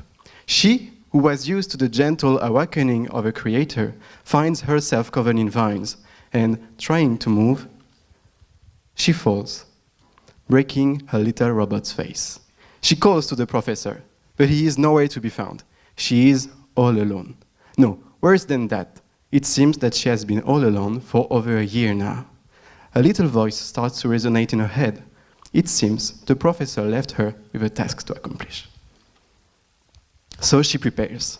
She grabs some objects dear to her, and she starts the little sociogram hidden in her heart. Finally, she fixes her face using the same star the professor used to patch his shirt. And just like this, she is now ready to accomplish her goal, to find happiness. Welcome to Suburbia Electronica, and please make yourself at home.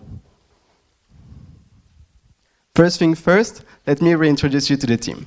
So we have our game designers, Martin and Majda, Marco and Jules as programmers, Lohan and Solène for the game art, Tom is our sound designer, Vitya for UX design and research, myself, Tristan, for the producing, and finally, of course, the one who puts the electronica in Suburbia Electronica, our little robot. Suburbia Electronica is a wholesome adventure game about kindness, love, and all things that could make a robot's heart glow just a bit softer. All this contained in a charming 10 hours indie solo experience for PC and later consoles and mobile. Let's dive into the game pillars. First, Suburbia Electronica is a care adventure. Our game is centered around compassion. We want to give glory in the small victories of everyday life, being together and helping one another. Walking in the footsteps of recent successful wholesome games, this will allow us to tackle on uncozy topics in a gentle way. Then we aim for a quickie writing in that direction. We want to bring magic to the mundane, to recreate a childlike fascination mirroring the little robot's discovery of human life.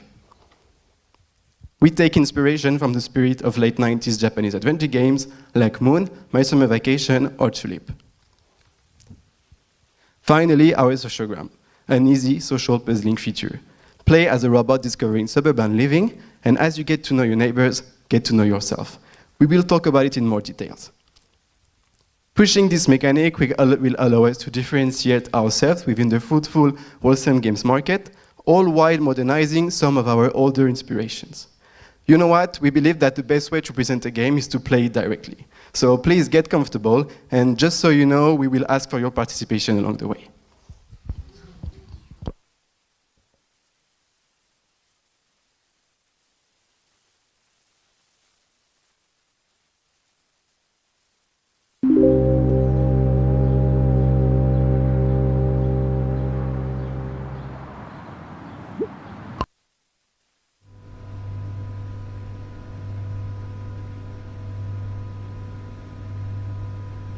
So, we begin the day inside the robot house. To play, the controls are simple. For now, we'll play with mouse and keyboard. Wait, I have to remap it for French keyboard.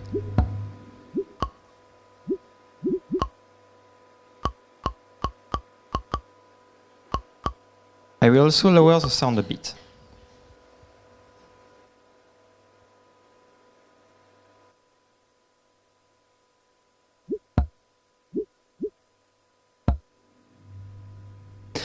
Now we can walk around and open the inventory. Of course, it's still empty for the moment.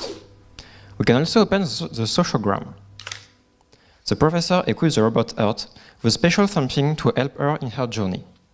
It is an interface keeping track of the social connection around her. Her goal, your goal as a player, is to fill it completely. You can see all the people we have already met and some info we gathered about them. Let's look at Arshada. The robot doesn't really know her yet, but we do, because we are the developers. Also, our knowledge drawer is empty. Hopefully, we'll learn something today. We can also interact with the environment. Let's see the computer. So, today's objective will be to find the power cord. As you can see, our world is explored through fixed cameras, following our retro inspirations. This choice allows us to have real control on the staging with the lights, in-frame composition, camera, but also to convey the weird feeling we were looking for. As designers, it means that we have total control over what players see at any given time. Now let's take a walk in the community park. Lyra, the doll, is laying on the ground. As usual, a former pop star, she seems to always know how to inspire a robot.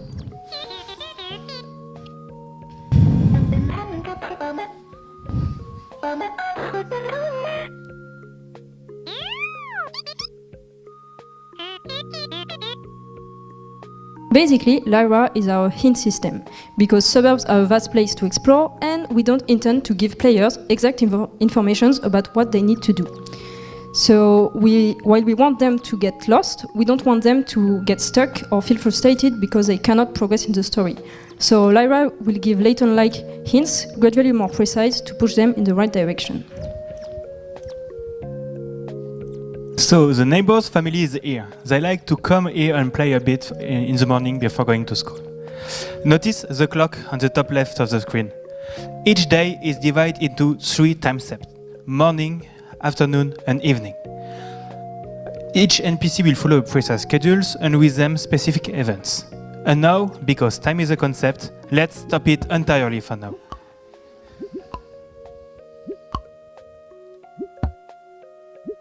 As players, you will have a full control over the time to avoid any possible stress. And now, let's follow Lyra's advice and introduce ourselves.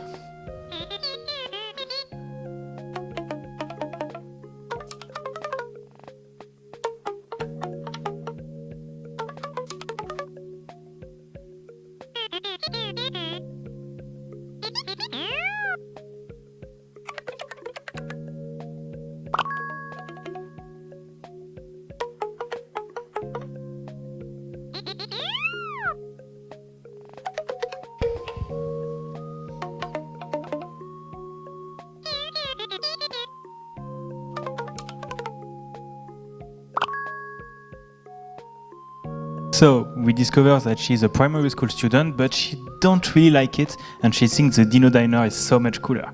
And may she become our friend in the future? And now, let's talk to her father, Elvi.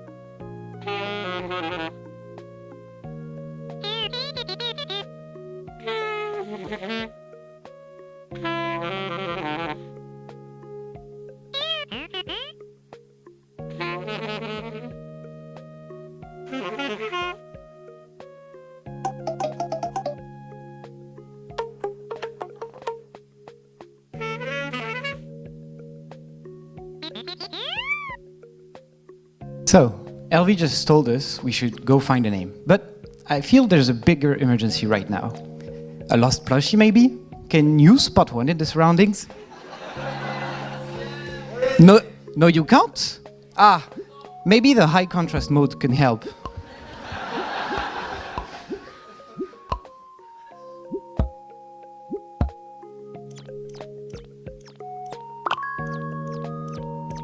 Perfect. We should... Maybe it's belong to the Kulkarnis. We can give it to them later. I think they told us they were going to the Dino Diner tonight. That leaves us some time to explore the suburbs. Oh, look! Rat the raccoon, our friend, is here. Maybe he can help us.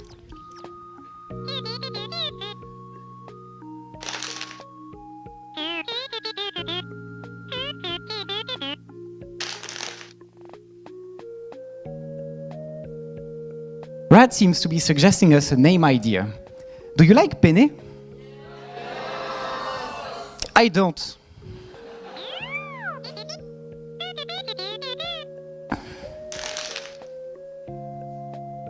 Okay, he has another idea. Do you like Bola? I don't either.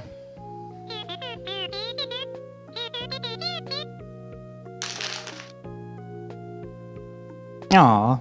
I think Flower is a cool name. We should keep it in mind and look for more.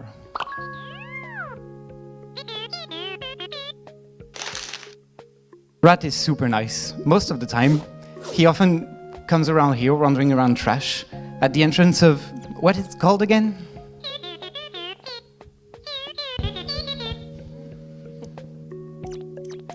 American suburbs were created to sell a specific idea of happiness. So what a better place to tell our journey? The settings give us the opportunity to have fun with well-known tropes and cliches related to the American way of life. A fictional word or robot is eager to discover with childlike wonder. Look, a flower is growing between the pavement.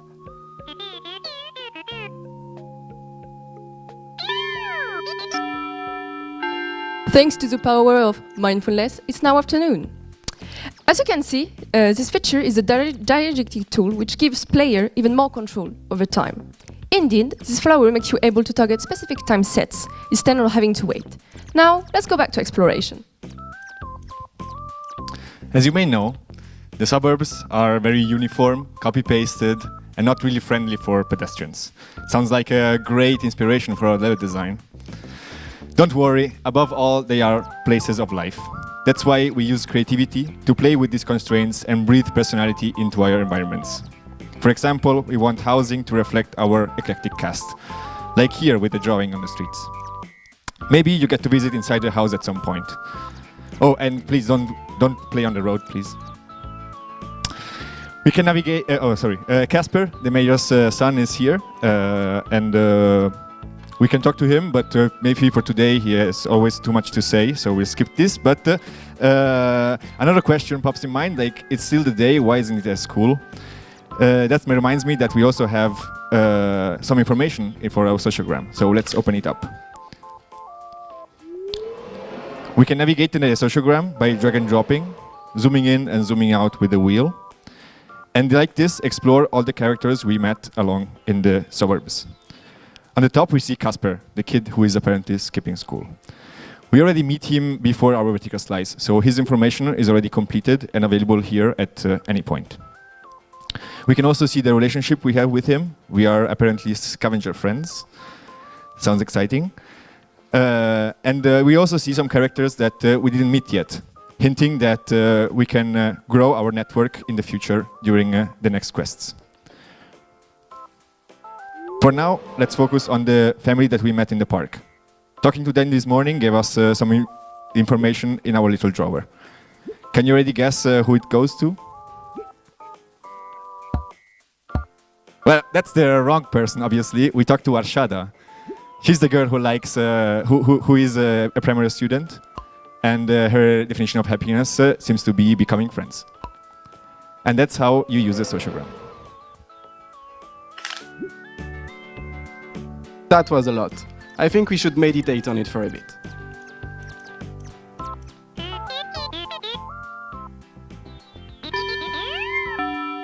Look, it's already evening. Time to go meet the Kulkarnis at the diner. The sign says, not that far west. It's clearly east, but I guess that is the price of a good joke. Not that far?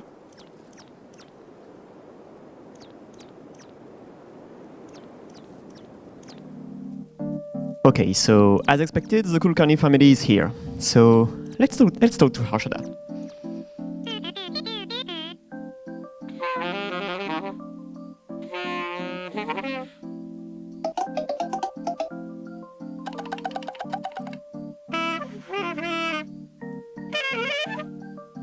Let's talk to Harshada specifically.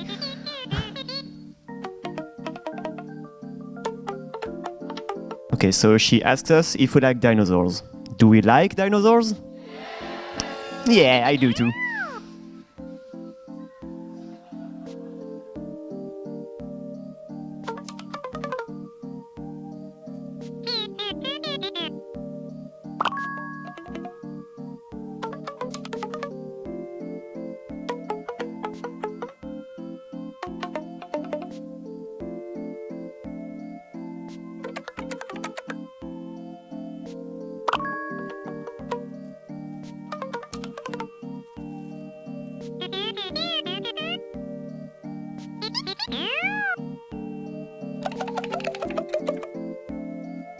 Okay, she seems to really be into dinosaurs.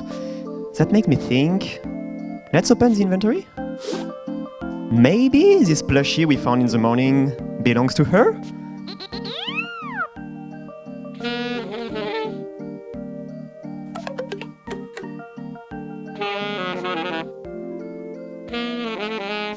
So now that we gave the plushie to Arshada, her father, Elvi, brings us back to our quest for a name.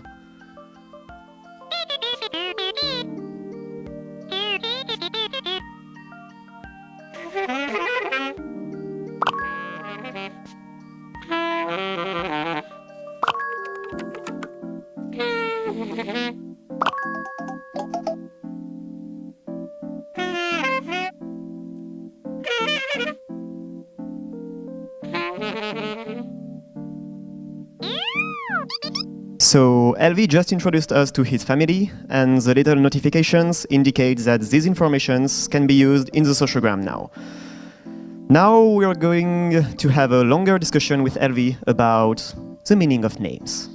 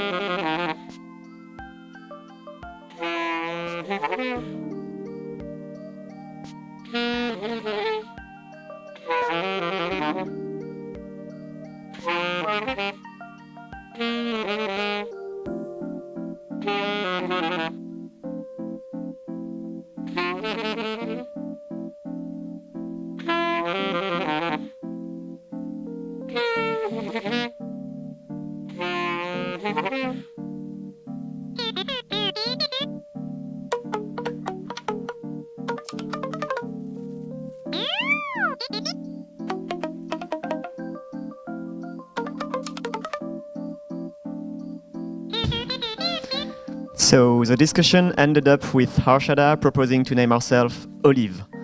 What do we think? Do we want to consider Olive as a name?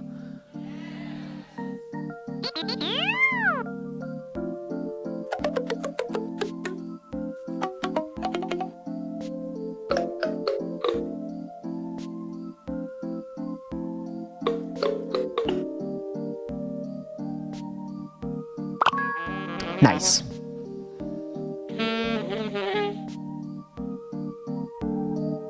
Okay, so we got a lot of new informations here. Let's check the sociogram. Open the information drawer. Okay, so we learned the name of the whole family. The father is named... What's his name? Yeah, it's Elvi. This one is called Raki. And that's Harshada. And we also got some more information about her. We learned that she likes dinosaurs, and that her favorite place is the Dino Diner. She's all about dinosaurs. And look, now her character sheet is complete. So if we leave the sociogram and go to talk to her again,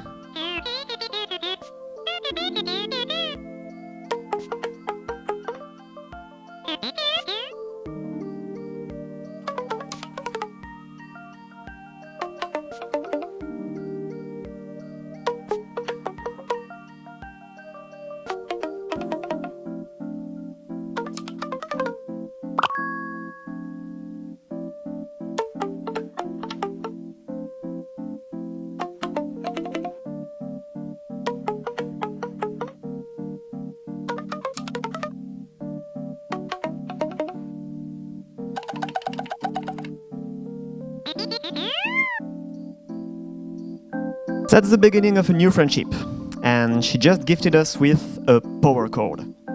Remember? We were looking for a power cord at the beginning. Okay, but it's getting late, so maybe it's time to get home now. Through the desert.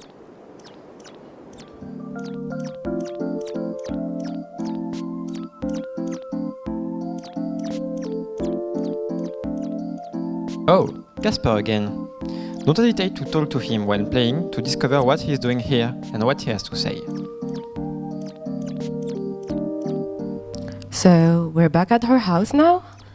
So, let's use the power cord on the computer. That should do the trick.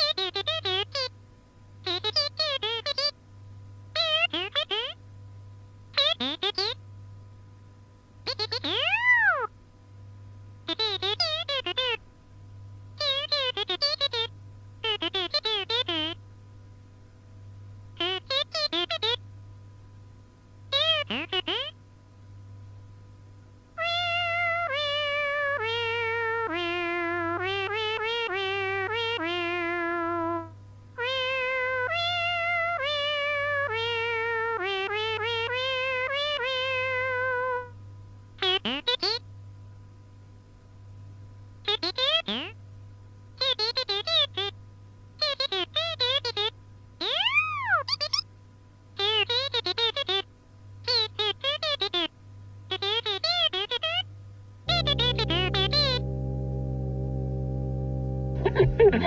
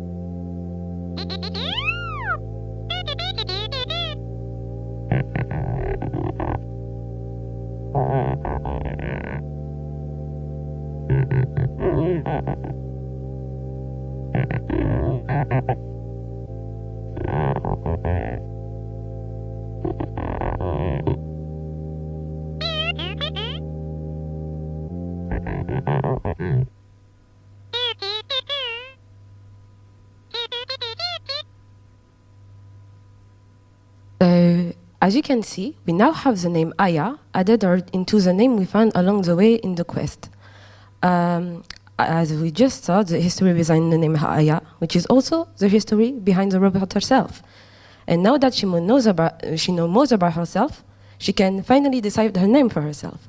So for this part, we would like to invite a very special guest to choose the name of our robot.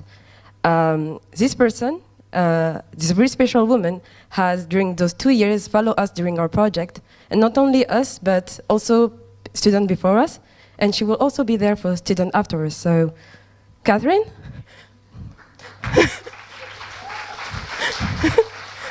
Would you like to name our child, please? With pleasure. Thank you so much. So, I would say Aya. Thank you.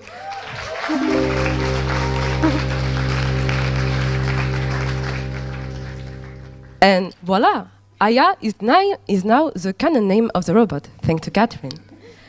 Of course, we still have a lot more to discover, so don't hesitate to play our demo. There is so much more new interaction, name, and also information you can know about our characters. And so don't hesitate to play the game to know them a little better, because the feeling is mutual. So now, let's go back to the slide, so you can know more about the game overall.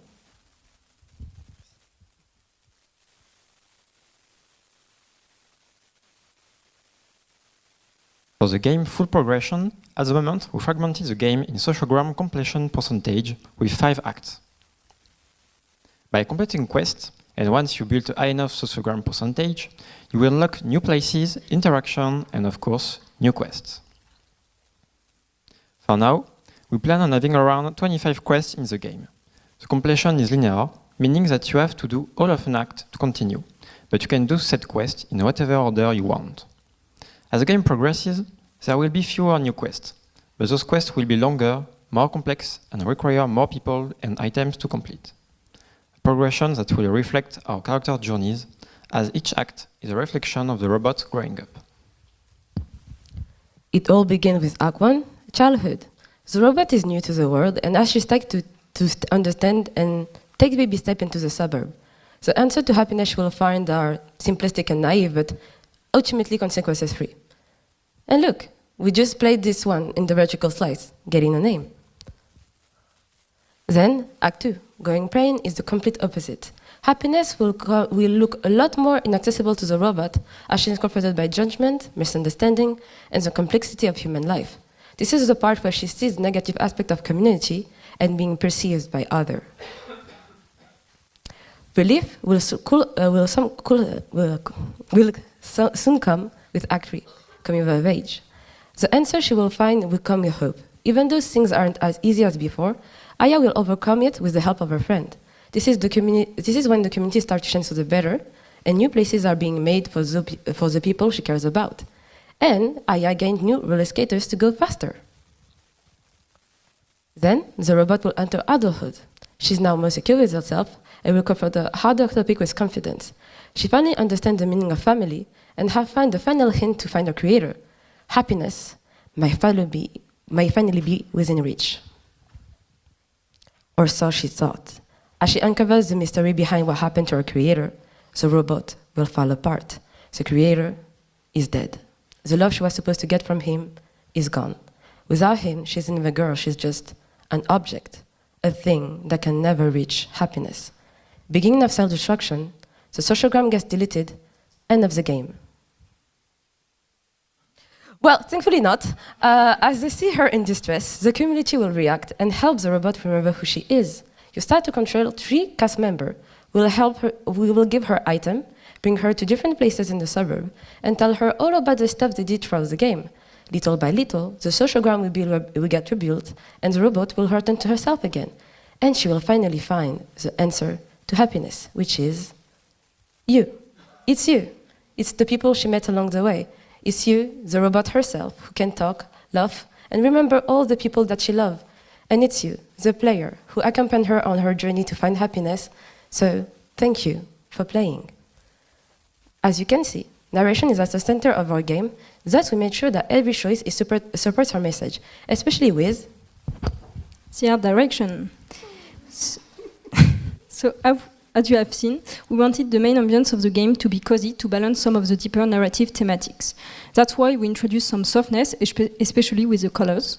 But cozy doesn't always mean being overly cute, round, or soft. So we also decided our artistic direction to embrace imperfection through noises, weird and quirky shapes. We had to find a balance in presenting characters carrying this sweet, soft-hearted emotion without being overly wholesome at each interaction. You had a glimpse of a part of a cast, a colorful and relatable cast, a neighborhood of diverse individuals who are living their own adventures. Get to know them, just like we got closer to Arshada, and they might share a bit of their own view on happiness with a robot. As you might have heard, sound also contributes to illustrate our characters' personalities. So we use textured and material sounds as their voices to emphasize their personality in an unexpected and humorous way. As for the music, heavy inspiration was taken from niche artists on SoundCloud making music with cheap instruments like toy synthesizers. Following this process and using the same simple tools, we could match the game's cozy and quirky intentions, all by adding a layer of sincerity with naive sonorities. To make sure the artistic choices were coherent, we checked with players themselves. We identified them as story-driven explorers, eager to read interesting stories and meet with cool characters. We noticed that they still needed some layers of gameplay, but not too challenging, so that they could feel like they have an impact on the story. Playtest feedback allowed us to tweak the overall tone, length, and emotional impact of the writing, alongside navigation problems that were felt by a lot of players. We gathered data from close to 80 players through surveys or testing, and we thank each and every one of them for their feedbacks. Now, all we need is to make a game. So let's talk about time and money. Before anything, we just want to precise that the following scenario is only for roleplay purposes and not something really intend on doing, at least for the moment. So we currently are here, February, end of the vertical slice. We have all systems needed up and running for one completable quest from start to finish, and overall the end of pre-production. Ideally, this vertical slice will serve as a demo to reach out to publishers quite early. But before that, we will have to leave for our internships for 6 months, and we would come back in September 2024 to launch our 12-month-long production. We will try to be incubated in the school in order to cut our costs as a small indie team. Since everything was laid out during the vertical slice, we are now able to focus on the heart of our game, the quest. We will build each act on top of the last, taking 2.2 months to make each. Also, this structure will give us room for modularity and answers to any time or budget constraints by removing one act, for example. Finally, we would block August for an intense marketing month, preparing for the release on September 2025. To finish, we would then focus on ports, so console and then mobile, and or begin to work on a new project to diversify our revenues as a new studio. Money-wise, we calculated our cost like this. With a team of 9 part-time, the vertical slice would cost us around 72,000 euros. For the production of acts, we will be reducing the initial team to fit with the new production needs, and we expect around 52,000 for 1 act. That means 264,000 for 5 acts. In total, a human production cost of 336,000 euros. Just a quick note, this visual doesn't yet take into account some specificities of each act. For example, Act 1 may be harder to make because of onboarding, whereas the last act will focus only on one very impactful quest, so we expect some kind of balance. Finally, let's talk about marketing. First, we aim to be premium-based with a one-time only purchase. After comparing with the prices of similar popular game, we plan on a pricing of 1999 euros. As an idea, it would mean that we would have to sell around 33,000 copies for break-even, taking into consideration platform costs and sales. To grab players that may be attracted by our strong visuals, particularly on mobile, where a download is only one tap away, we are thinking about doing a demo with the first act playable for free. And finally, we would want to become a community-driven studio and project, following the values shared in our game. In one hand, we would put a focus on transparency with regular devlogs and community management that would allow us to showcase both the game progress and the team behind it. As a head start, we would try to reach to the Wholesome Games community. It's a trendy genre and a very active community across all social medias. There are a lot of small to medium content creators that could play and share our demo before release. Thank you for your attention. Here is the team again, and we look forward to hearing your feedbacks.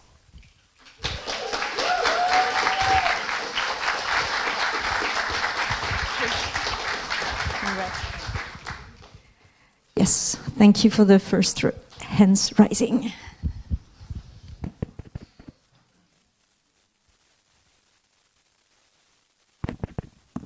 Thank you.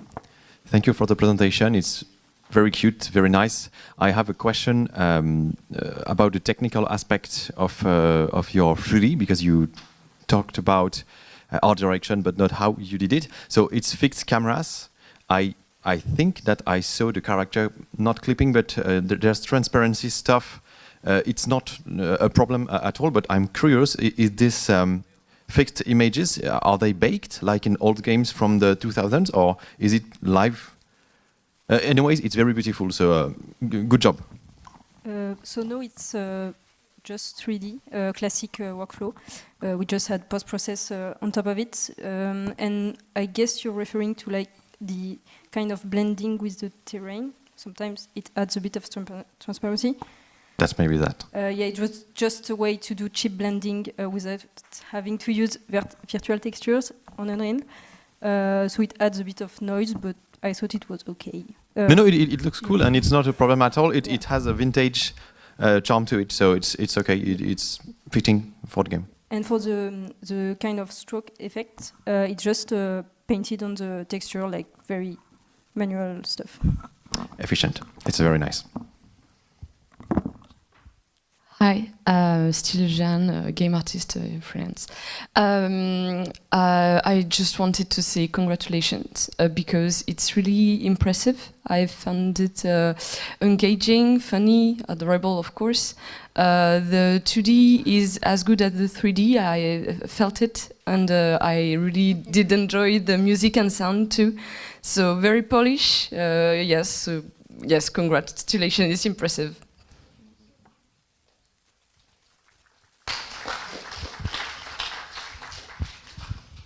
Thank you. Some other questions, remarks? Yes? Hi, I'm not going to repeat what Jeanne said, but I want to. So yeah, congrats. It's impressive to see how the game was last Soutenance and now. So yeah, congrats. It looks as well as it narrates. My question was about orientation. So you talked a bit about that. In the feedbacks, you said that your players were having trouble to find places. Yeah? No? I see empty looks, I'm afraid.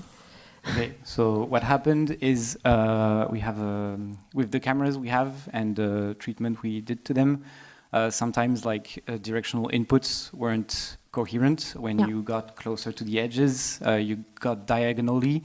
It was weird. We had to fix that, and then like transition from one camera to another felt really bad, like every fixed camera game, but a bit sometimes just because of spacing issues, etc. So we had to tweak this a lot. and now we have like a result that feels not snappy, not buggy, not a bit more fluid. Okay. But more if you know the layout of the level. Like the first experience is always kind of wacky because you just change camera and it's weird. But yeah, I'm relieved that it worked with that, because I was when the demo played, I was like, oh my god, I need to go back home now. How do I come back home? I don't remember. And I was wondering if you had thought of having a map, which is something that I see it's in some cozy, wholesome games. We thought of it. We didn't integrate it for the vertical slice, but in the scope of the whole game, we think we add it. Yeah, we will great. add it. Thank you.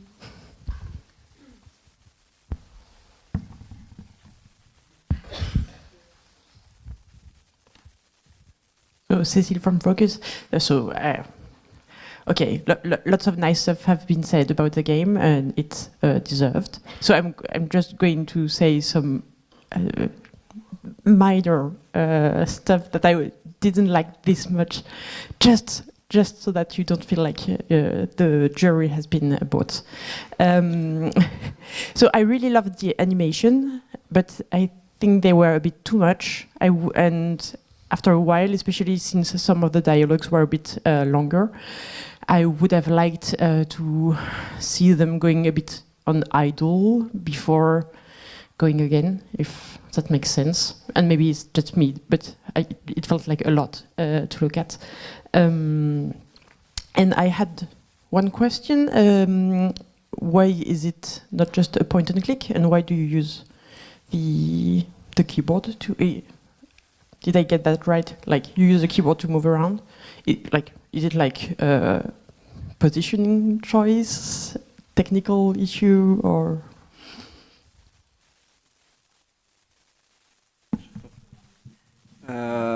I think it could have been maybe just like for exploration, it's more fun to make the little robot walk around. But the point and click part is interesting for the mobile port as an idea, because we would, for example, you saw that the sociogram is, you can just like zoom in, zoom out, like with pins and click. For exploration, we just as an idea that was brought up orally, but we could just put like little icons on interactables and then robots would walk because the environment is not blocked in any way. We are making we are careful about this during level design.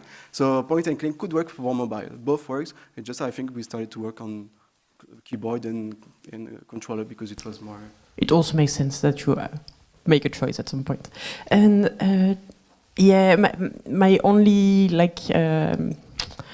regret with the project is the sociogram. I think it is a bit underused. It seems a bit. I mean, I like that it doesn't autofill, but yeah, it kind of makes me want some kind of deduction mechanics on top of it. It doesn't have to be hard, but something that makes me feel, yeah, you know, I figured it out instead of just I remembered it, if it makes sense. But thank you very much overall, a very nice project. Thank you.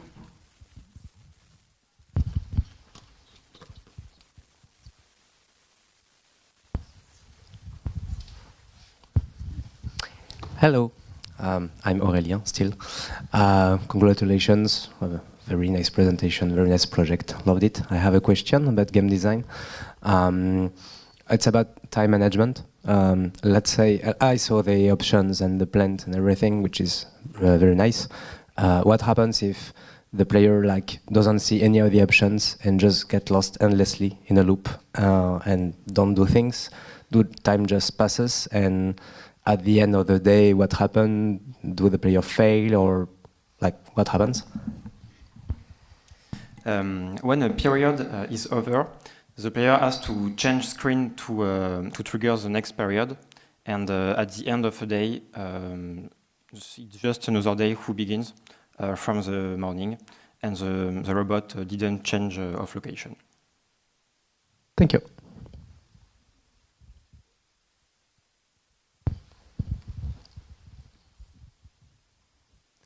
Thank you. Are there other questions or remarks?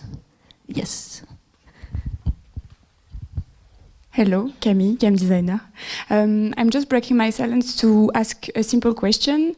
When you talked about like continuing the project after your internship, is it just a simulation? If it is, it's very okay and you were clever to do that.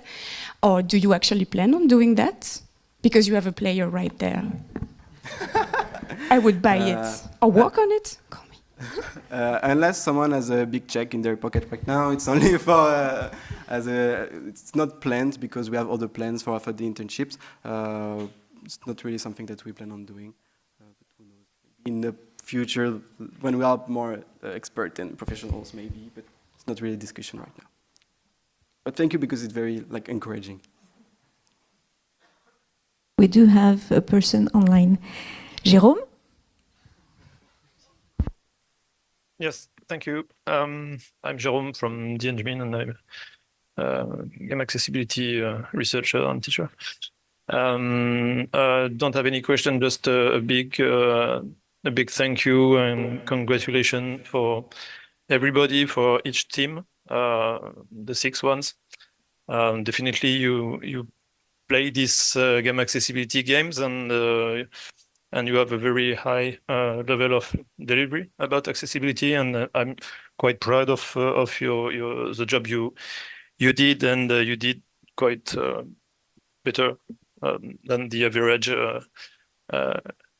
level in the industry actually. So be proud of your work. Continue to imagine and to improve game accessibility, and yes, that's it. Thank you. Thank you. Thank you, Jérôme. So true. So congrats all the teams for today for that.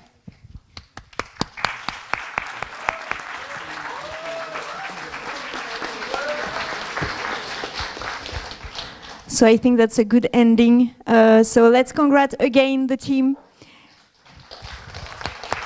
Good job, team. And let's, for finishing the day, so this was the last team of this afternoon and today, so I will invite all the students to come down. And in the meantime, I will thank all the team who accompany the students through this day and through the projects. So thanks to the technical team. Javier, thank you. Thanks to the administration as well. Hélène, May, Margot, Indira. Thanks to the communication team. Linda, Stephanie. Thanks to the pedagogical team as well. Thank you to be here also today. Thank you, the jury. It's really important for the students to have a real connection with you. So thanks to be here, to be online, to follow us. Thank you for the exchange and the exchange we have here during the presentation, but as well on the Plateau Projet.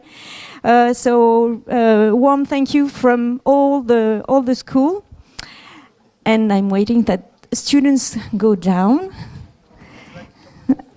just after, with pleasure. So just few words. I don't know how you felt, but for me it was quite a ride today, once again. So as teenager twins, as futurist wanderers, representatives of Kel's tribe, and even as a robot, we struggled with outside and inside monsters. We dared to be shocked. We hid. We ran out from strange mansion. We went. We even got lost in an electronic suburbs. Sorry, it's hard, but either by switching layers of reality or just getting to know our surroundings, we finally managed to fight morning, encounter new play friends, and find our ways, with hopefully a better understanding of ourselves. I don't know if that makes sense, but anyway. What a journey in life, heart, and mind, indeed. Hoping that all of you, as myself, found happiness along the way. So if you shared that feeling, please, with me, so congrats all these great P19 cohort. Good games, guys.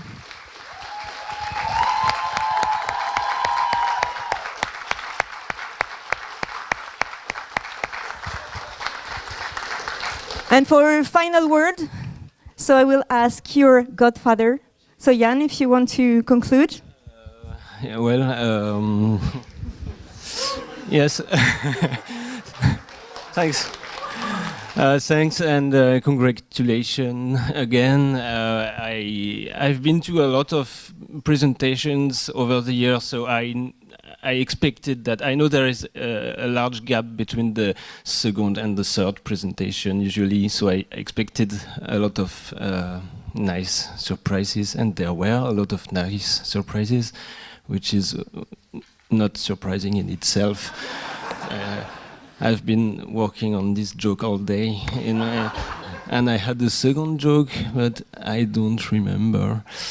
But anyway, I've been really happy to be the godfather, and that's not a joke, I'm just talking, to be there all 3 times, and I hope that we'll see, I'll see some of you at least later in the future, and I'll see you upstairs in 5 minutes, but also in the more distant future, we'll probably meet again somehow.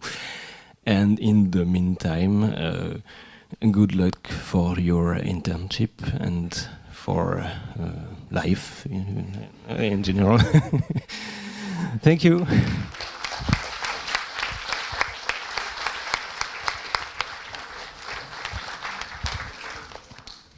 Thank you. So big congratulations. It was a great, great pleasure to work with you. And so the best for the future. And see you soon. Oh.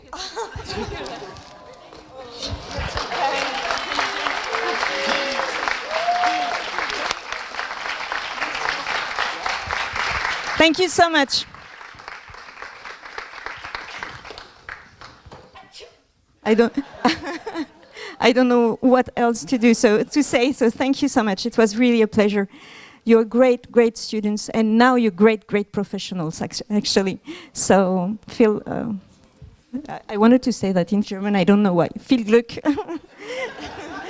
So thank you, and goodbye for the people online, and thank you for following. And let's try the games now on the Plateau project. Bye bye.